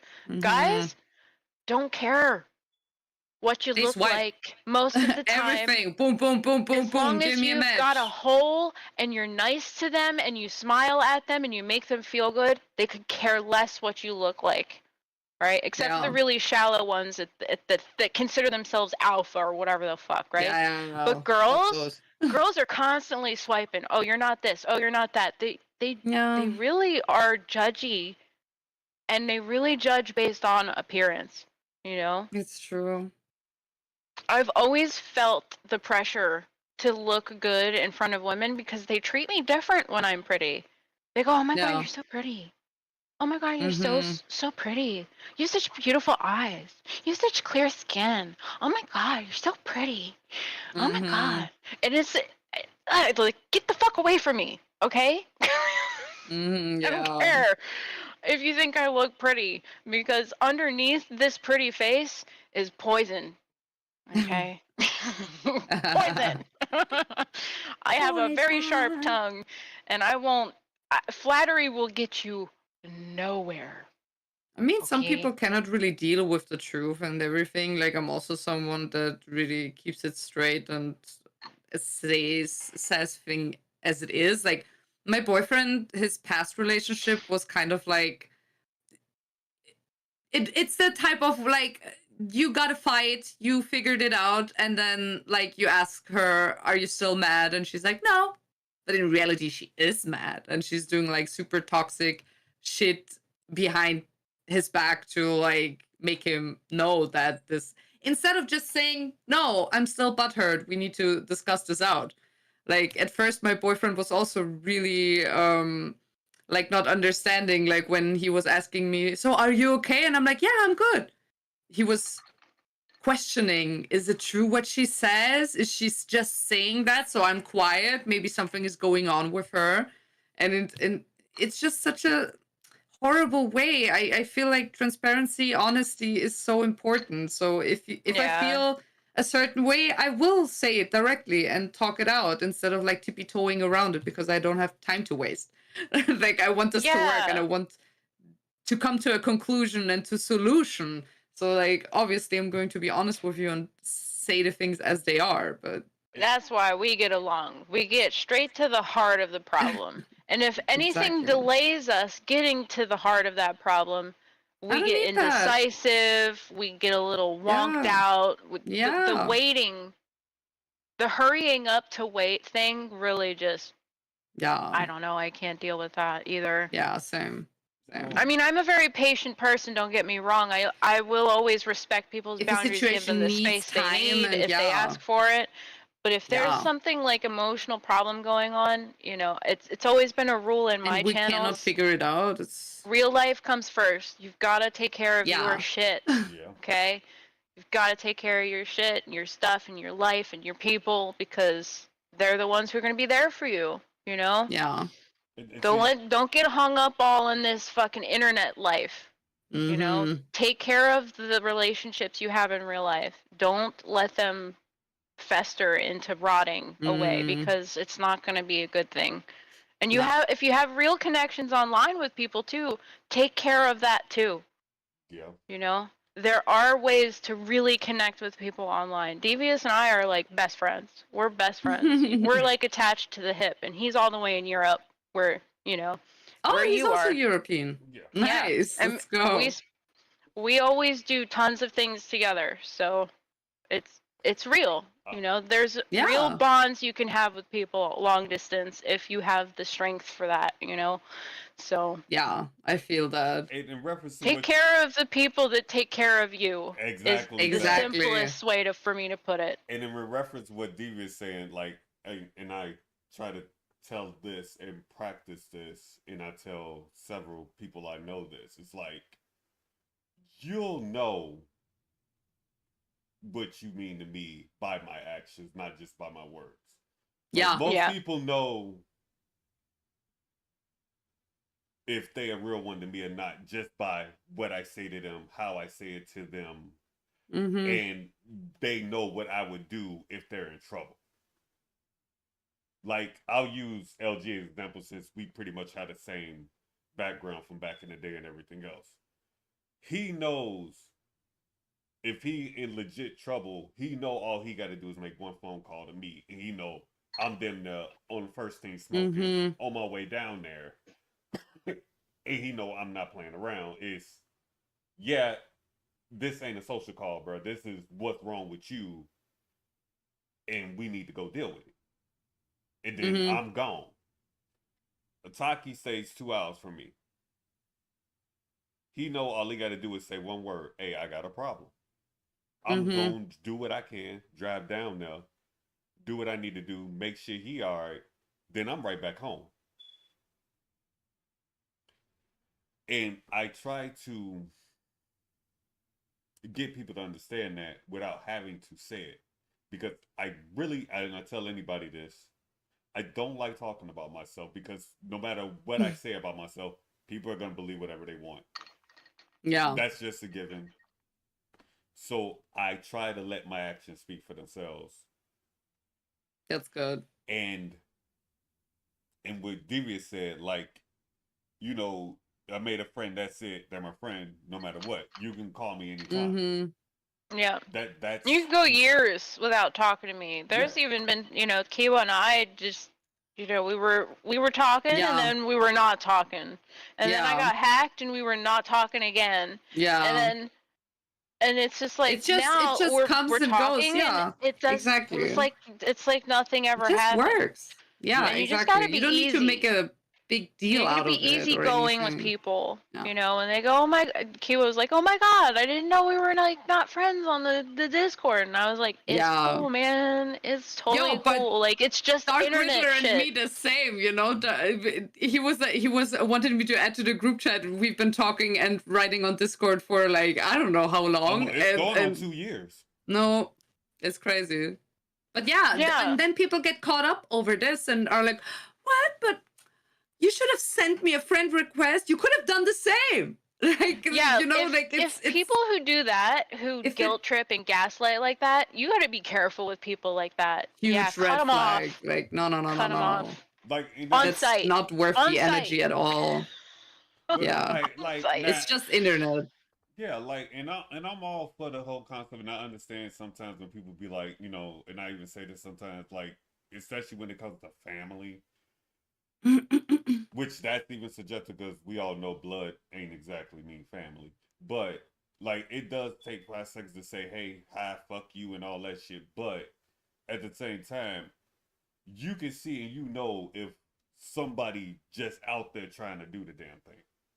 Like, I told Kiwa when I had her in her own podcast, she know, obviously, I made it very clear to her, I obviously know what she does, where she's going, what she's been doing. Yeah. I made that obvious. You were prepared. You know, so I get in some cases like that, but you can tell some people who just don't try. If that makes sense. And those are the kind of people like I generally just question. You know what I mean? Because it's like those be the ones I sit there and see on social media, and it just be like nobody cares about me. When's the last time I've even seen you? What? I hate it when you see each other that they make like a hard time out of it then. Like, be happy that we're doing this right now. Like, why do we need to talk about how horrible it is? Then, let's do this more often. But, like, why do we need to put, like, a negative emotion into it now? Like, I get that you maybe are disappointed, but, like... where I'm not streaming, and people will come in and they'll go, oh, I've been working this, and I'll be like, oh my god, I haven't seen you in forever, how are you doing? Try and make it a positive thing, unless, you know, some people will be like, you know, I was working and this and that, and I try to make them feel better about it by saying, like, no, it's not that, it's just, I haven't been streaming as much as I used to, you know? I've changed my schedule, so don't worry about it. Like, I try my best to make sure people don't feel like it's their responsibility at all, because I don't want to be responsible for it either. You know, you're gonna put in what you're gonna get out of a relationship what you put into it, and if you're easygoing with people and you give them the space to make mistakes, they'll feel relaxed around you. They'll feel like they can trust you a little more, and you know, it'll be a much better friendship if you can just be easy, you know? And if you want people to be around you, just tell them, invite them, just do it. Don't fucking ask. Don't be weird about it. Don't be like, oh, I want to add you to this group of blah blah blah, and would you like to join? Don't ask people. Just say you're gonna do it and then do it. Yeah. You know what I mean? And if they don't want to be in it, then they can leave. But it's that simple, and you can't be butthurt about certain things like that because there's tons of people in the world just waiting for a friend to show up. Okay, they're just waiting out there. Every day there's more and more people just ready to make friends with somebody and connect. I promise you. It's not all about relationships and fucking and having sex and getting into a romantic situation. There's a lot of, I think, mental health issues people have because they're just not connecting with people on a friend level. Everyone's throwing the word friend around without even really knowing what it means. That is true. Friends require a level of responsibility. You need to check in on them. You need to make sure they're okay. You need to not guilt trip and gaslight. Give them the space to let the bond grow. You know what I mean? You don't need to be up people's ass to be their friend. But you have to be like, hey, you're my friend. We're friends. We're cool. We're chill. Yeah. There's a responsibility to communicate that to each other. No matter how much time goes, that's it. It's that simple. Yeah. True. You're not wrong. You not wrong. I'm speaking facts. I'm just based. And I feel like people forget that. In some cases, it's entitlement too. People have a real entitlement streak. That right there. Like, they're serious. Oh, well, you could have just sent, like Kiwa said, you could have just sent me a friend request, this and blah blah blah. I'm like, well, why didn't you just do it? Yeah, you know what I mean? Exactly. Why do we need to blame or put like anything? Yeah, no, I cut those people off. Like, I'm not even talking to these people anymore. You should. Yeah, it's ridiculous that anybody even I'm not giving them any time of my life anymore. It's just like, wow, we're not on a playground anymore. Like, we're adults. Like, yes. Don't you understand that I have a life? You probably have a life. Like, we don't need to victim. We need to blame anybody. Like, oh, you're not a good friend because of this and that. Okay, then leave. Yeah. Then like. If I'm not a good friend to you, then if you don't get any benefits from being my friend, then whatever. If you see our friendship this transactional and I need to care around you and your life 24/7 every day, every week. Get on a spaceship and go fly to the Ferengi planet. We don't need you here. Exactly. Okay? Blood is thicker than water was originally derived from the phrase, the blood of the covenant is thicker than the water of the womb, implying that true bonds are stronger than familiar. Yeah, that's true. Familiar bonds. That's true. That's very true. Those who stand by you, those who support you, they are your family. Bonds of loyalty and choice are stronger than mere genetics. Oh, yeah. Because I'm pretty sure I know plenty of people who got a lot of horror stories and they rather not deal with some of their family members. I can guarantee that. I'm one of them. That's something I really like about the Venture Bros series. I don't know if you guys know about the Venture Bros cartoon. Is that from Marvel, like Avengers? Or? No. But it kind of like harkens back to like Hanna-Barbera cartoon days. Okay, I love that. Like Johnny Quest and I love that. Yeah, those kinds of cartoons, and it kind of like builds off of those, but it's a parody. Really like over the top. It's a really good cartoon. If you ever get a chance to watch it, they just finished it off, I think, last year with a finale movie, and it's really like the overarching tale of that show is that you make your own family. You don't always get to choose the family that you're born into, so you have to really make your own family sometimes. And with the internet, it's never been easier to do that.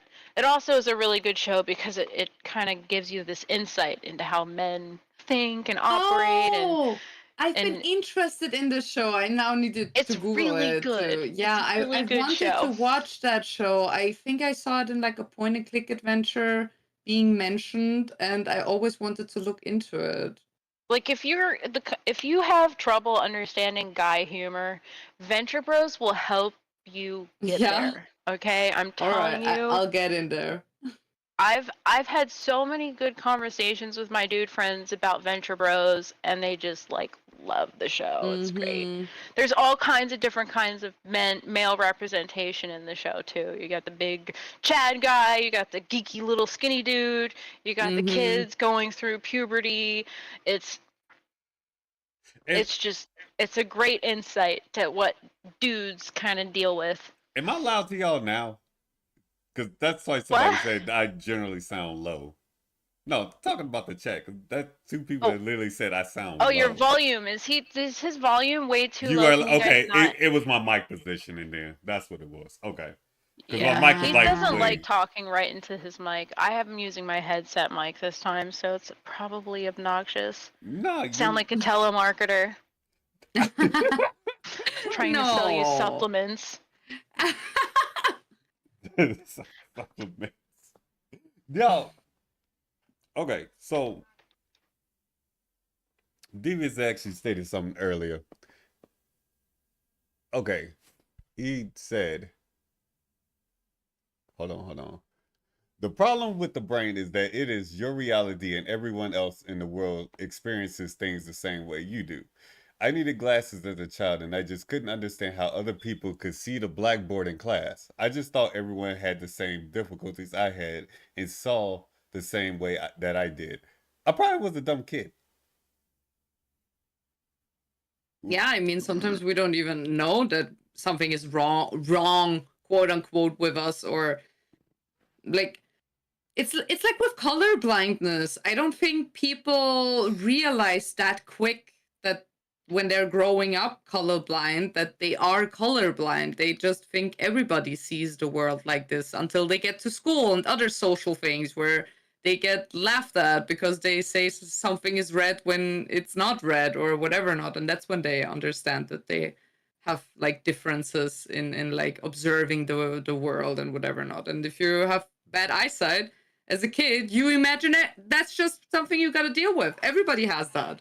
Yeah, I'm as somebody who is actually colorblind, I can honestly say, like, because I have trouble distincting between like light green and yellow at times, especially if both of them are bright. I'm pretty sure y'all can understand where I'm coming from with that. Yeah. Like they're very close on the light spectrum, so yeah, exactly that. And see, I never actually knew that until like just a couple of years ago when people kept telling me while I was trying to find their green, I kept hitting yellow. And I'm like, but that's green. They're like, nah, you make both of them darker, then you'll be able to tell a difference. And then just brighten it from there. And I'm like, I never knew that. And then even in some games, General Saga being one of them, there was this puzzle that really threw me off because of the green and yellow and the lightness of both of them. So it got to where like either A, I guessed, or B, I had to ask somebody for help to actually just look at it to be able to tell me. And should be so easy, but it's not accessible in this moment. No. Which is frustrating. Yeah, it can get frustrating. And see, even when I got my eye exam, the way he explained it to me, it was like, I guess all of us have like a number of cones in our eyes. And those cones, I have a less than normal number than most people, like who can see all colors as it registers and everything like else. those receptors, Exactly that. And that. I had a few colorblind peers when I was in a couple of my art classes, and they would paint when they would paint. Their paintings would look very muted and very vastly different in color. Yeah. They didn't. It's they hard, couldn't see. They couldn't see the color, but it was very interesting to see through the eyes of someone who had color blindness by the way they painted. I was just like, wow, this is. How must they observe the world? Very differently. Yeah, this is like it was really eye-opening for me. No pun intended.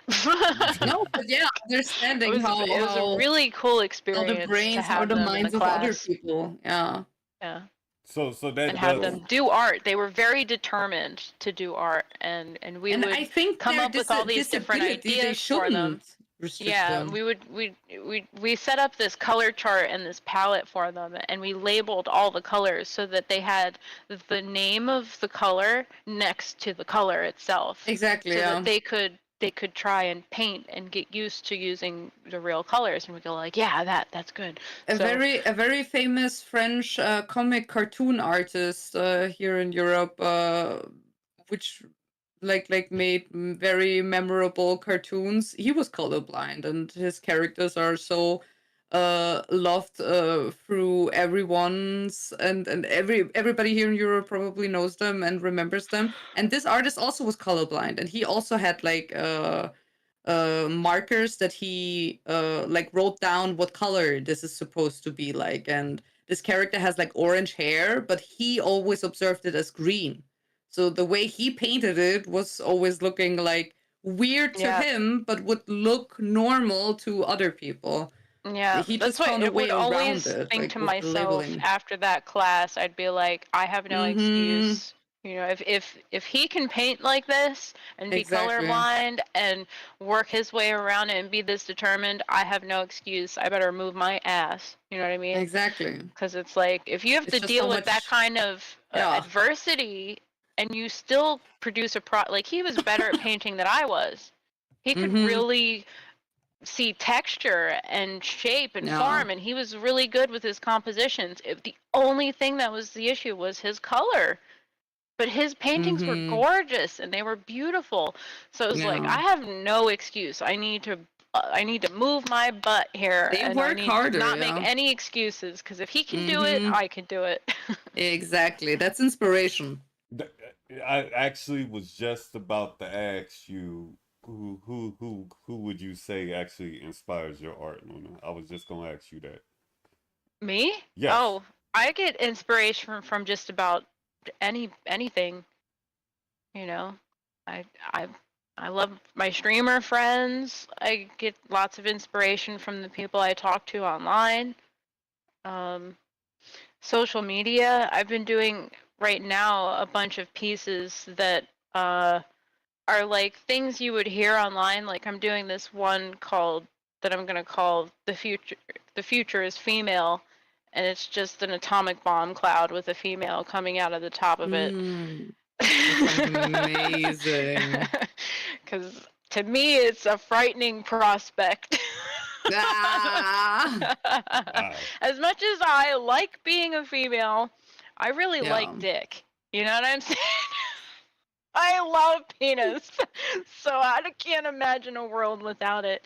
And I love men. I love the beauty of men that, you know, I think a lot of people don't see that what I see in men. I kind of want to bring that out. I think I'm going to do a lot of pieces on how beautiful men are and the things that they do for us, from construction work to, you know, working out on oil rigs. Like, they really keep society fucking running. You know what I mean? A lot of the things we don't even think about. We have these trash men that come by through the community now. We didn't have trash people. So October was taking it to the dump for like the last 5-6 years. And we just recently had these trash men come, and they actually came up to my house and they were like, Miss, do you have any trash? We didn't see your bins down there. And this never would have happened in the city, but I'm just saying, like, that was a really nice thing to do. Like, imagine if we didn't have trash men. And I know women can do it too. Women can do it too, but you just don't see a lot of women doing these jobs. You know what I mean? And I wonder why. Like, because they're dangerous. I mean, you dig through the trash. If you're sorting the trash, you might get stuck by a heroin needle. And the next thing you know, you're overdosing on heroin.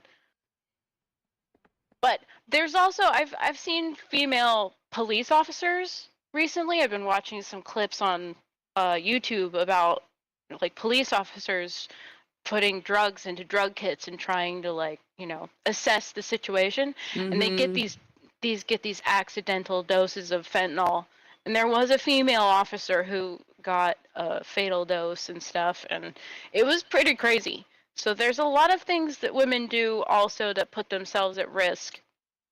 But the jobs I'm talking about are like, you know, they go into diving suits and they go into the water and they're repairing bridges and stuff. Things you would never see a woman doing because it's just far too dangerous, right? Yeah. Things like that. I've never seen a woman 40 stories up doing construction work. I see them down on the ground, and I've done construction too. I flipped houses for a couple years with my boyfriend. I mean, maybe we're back with couldn't do it anymore. Maybe we're back with the risk assessment thing because men they like to live dangerous. They're like, okay, whatever, I do this work, I get paid for whatever, blah. Yeah, and they're just more willing to do it. Whoa, this is and women are like, wow, this is super risky. I probably look for a position on the ground so I don't have to get up there. Yeah. And I feel like there are more and more women that work in like technical fields that are not really looked upon, like repairing cars or being electrician or also building houses or like. But yeah, I agree with you. It's still a pretty boring landscape. I like when people like work beautiful. out of the gender norm. Like I just think men I are do beautiful. love that. And in our desperate attempt to be equal, we're actually pushing men down, I feel, you know? And the ways that they feel like they are contributing to society. I know a lot of men, like October, they go out and they work out in the fucking weather, whether it's cold, snowing, raining, super, like if it feels like it's an oven outside, they're doing that. And it's like every single day they do it. And they do it for their families or their kids or whatever. And I just want to, that's been really inspiring to me lately. And also women. I do think that women give a particular type of thing to the world too, that in our attempt to see each other as equals, we're kind of, instead of being equals, just becoming the same thing, which is boring to me. I think that we're individuals, and if we're comfortable in, you know, what we do, we can fall somewhere in between those two things, but we shouldn't lose sight of how beautiful men are, and I feel like that is really being lost on society today. The things they do for us goes unlooked. Like, we just don't pay attention to it because they're like out in the middle of the fucking ocean on an oil rig. Like, nobody sees that in society because they're out in the middle of fucking nowhere. You know what I mean? True. So things like that have been rattling around in my brain, and also the things that women have done throughout history have been kind of playing around in my brain, inspiring me a lot.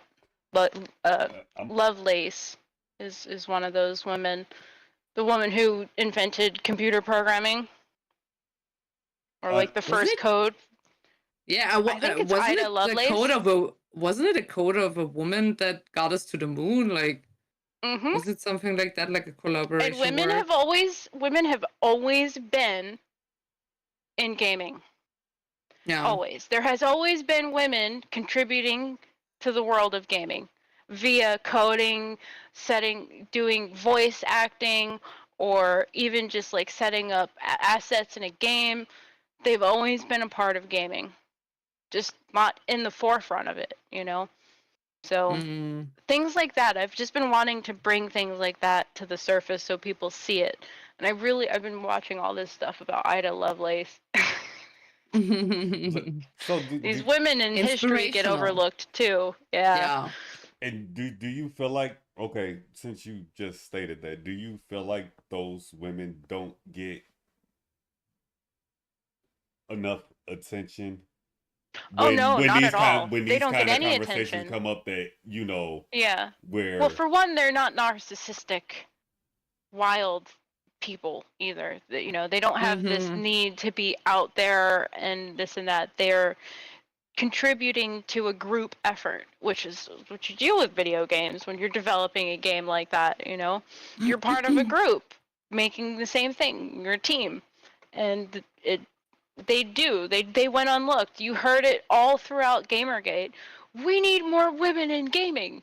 Well, there's been women in gaming. Why don't you talk about them? Why don't we talk about these women that made gaming what it is today? They exist. They're real. They're very real. They just don't go out on social media and go, look what I do. You know what I mean? Yeah. There's a difference. And they're from a different Maybe they age, should. too. Maybe they should, but then they would be taking time away from what they like doing. And that's something, as I'm aging, I'm starting to realize. Now that I've taken, a good amount of time away from doing social media stuff, I'm actually seeing all of this stuff. I'm seeing more of it. I'm going out in society, and I'm seeing the trash men pick up my trash. I'm seeing the good things that men are doing, and you're experiencing life around you. Oh my God, it's beautiful. And not the life of someone else around you. That's great. I'm not vicariously living through a tube. Yeah. Women are smiling at me, and I can see old ladies and old men holding hands with each other. I saw this conservative gay couple the other day, and they were two men, and you would never know they were gay unless they were holding hands. Because there was no rainbows. There was nothing really going on to say like we're gay. They were just. I mean, they don't need it. Yeah. Normal people. Two normal men holding hands, and I was like, "Oh my God, there's gay conservatives in California. What's happening?" For sure. I mean, they're all different humans in all shapes and sizes. It's so beautiful to see it. It is. It's really awesome. I feel so privileged and lucky to live in the country I live in. And to be able to experience these things and speak my mind and have other people speak their mind. You can't do stuff like this in other countries, No. You say the wrong thing, that's it. You're getting black bagged. You say the wrong thing in China, you're gone. You just disappear. So I'm just very grateful, very grateful that I took a break from social media too. And that is a thing that more and more people need to think about again, to be grateful as well. What a foreign concept. I've sat there. I've said that a million times. I feel like this era is just full of ungrateful people. I've openly said that. Just wait. Gen Z is gonna fuck some shit up. They're like, the pendulum swings, they say. So, when you have a generation full of ungrateful people, then that's going to create a generation of let's just try to be people grateful, who kind of counteract things. Well, that's what I'm saying. Like the whole concept of the pendulum swinging is to make sure people understand that change is the constant. Nothing's ever going to stay the same forever. So as bad as things seem right now, they're not always going to be that bad. Things are always true. Nature's in sway. Everything is moving all the time. Because the way I see it now, like while y'all bringing up, like we brought up AI earlier, like soon everything's gonna turn AI. Yeah. Slowly, maybe it might take some years, but it's slowly moving in that direction. Yeah. There's already a theory called the dead internet theory, and it's about the majority of the internet interaction being bots. Yeah. And it already is. Like I was saying earlier with Twitter, you don't even know if the person who's saying being gay is stupid is an actual person or a bot or whatever. And when I hear that, I think that's a bot, because no actual human being would say something like that. You know what I mean? But that's what I'm not saying, like they wouldn't say gay is stupid. It's more of like a personal assessment. Like, okay, when you see AI art, and the hands are all fucked up, you know that's AI art. It's the same thing with a statement. Something just seems a little off. The punctuation's over here. It's this or that. That kind of statement just doesn't seem like a human wrote it, kind of thing. So I'm just making a general statement in general, not just about that one thing Kiwa brought up earlier.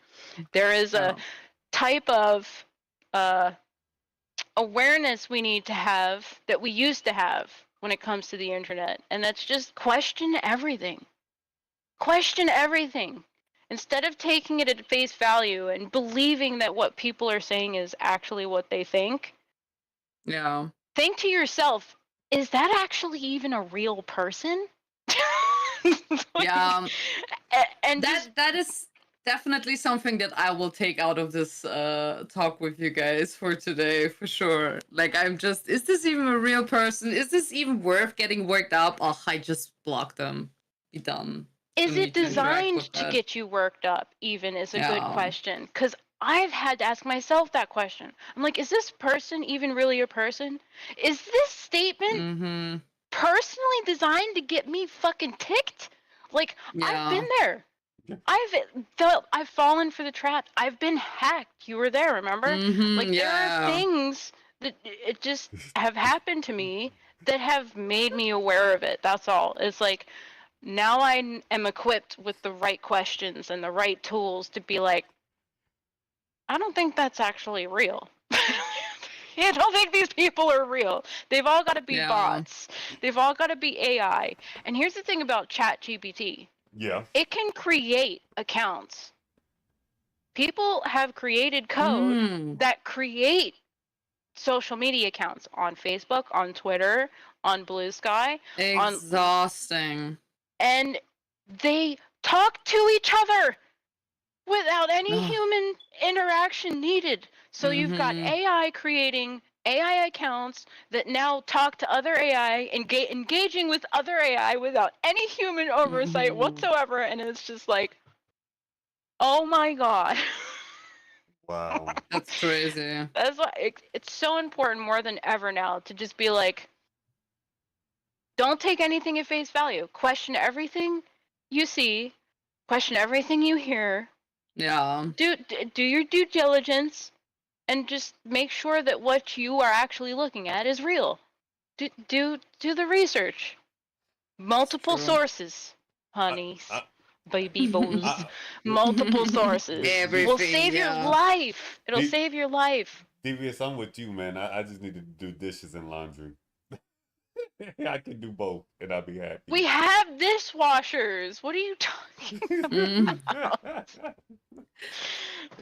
I actually have a dishwasher. That's the crazy part. I have a dishwasher. Yeah, I mean, all you have to do is put the dishes in the dishwasher, and the machine cleans them for you. Would you want a robot that just walks around in an apron and puts them away and puts them in there for you? Hey, that's the dangerous part of AI. The real danger of AI is they use them for these drones and stuff, and they're actually like trying to assassinate people and stuff. Oh my God. Yeah, it's the stuff that I know about AI that most people don't even bring up would make people's heads spin. Detroit Become Human. That is a good example of how. Yeah, Detroit Become Human. Oh, I love that game though. Yeah. That's such a good game. Yes, what is. defines another one. You being a suitable, like what makes you a living being? Like, when do you exist to experience stuff and care for stuff? What makes you human? It's a very cool concept to play around. Yeah. Soma's another good one. Because you walk around as a brain scan and you copy yourself at least once in the game. And then you're coming across other robots like yourself in the game. And you don't realize you're a robot yet or a brain scan. But you're coming across all these other robots who have brain scans in them, and they don't think they're robots. They think they're actually people. And it's intense. It's so existential. If you haven't had a chance to play Soma, I highly recommend it. And I haven't played Detroit, but I have watched it a million times and it is a really good story. It's so good. It really is. Of all the like story like games, I think Detroit might be the best one. But I'm also like a sci-fi nerd, and I'm kind of like I'm an AI. What do you call it? I'm an AI sympathizer. Yeah. AI No, sympathizer. but I like AI. Like you explained at the beginning, it is really like hard to utilize this new tool to work with because it is so threatening and we want to control it, but there is some good things in those applications and tools and stuff to do. Yeah, and, because there's good people. There's good people exactly. in the world. So there are bad humans and there are good humans, and there's bad AI and there's good AI. Exactly. It's going to be just like humans.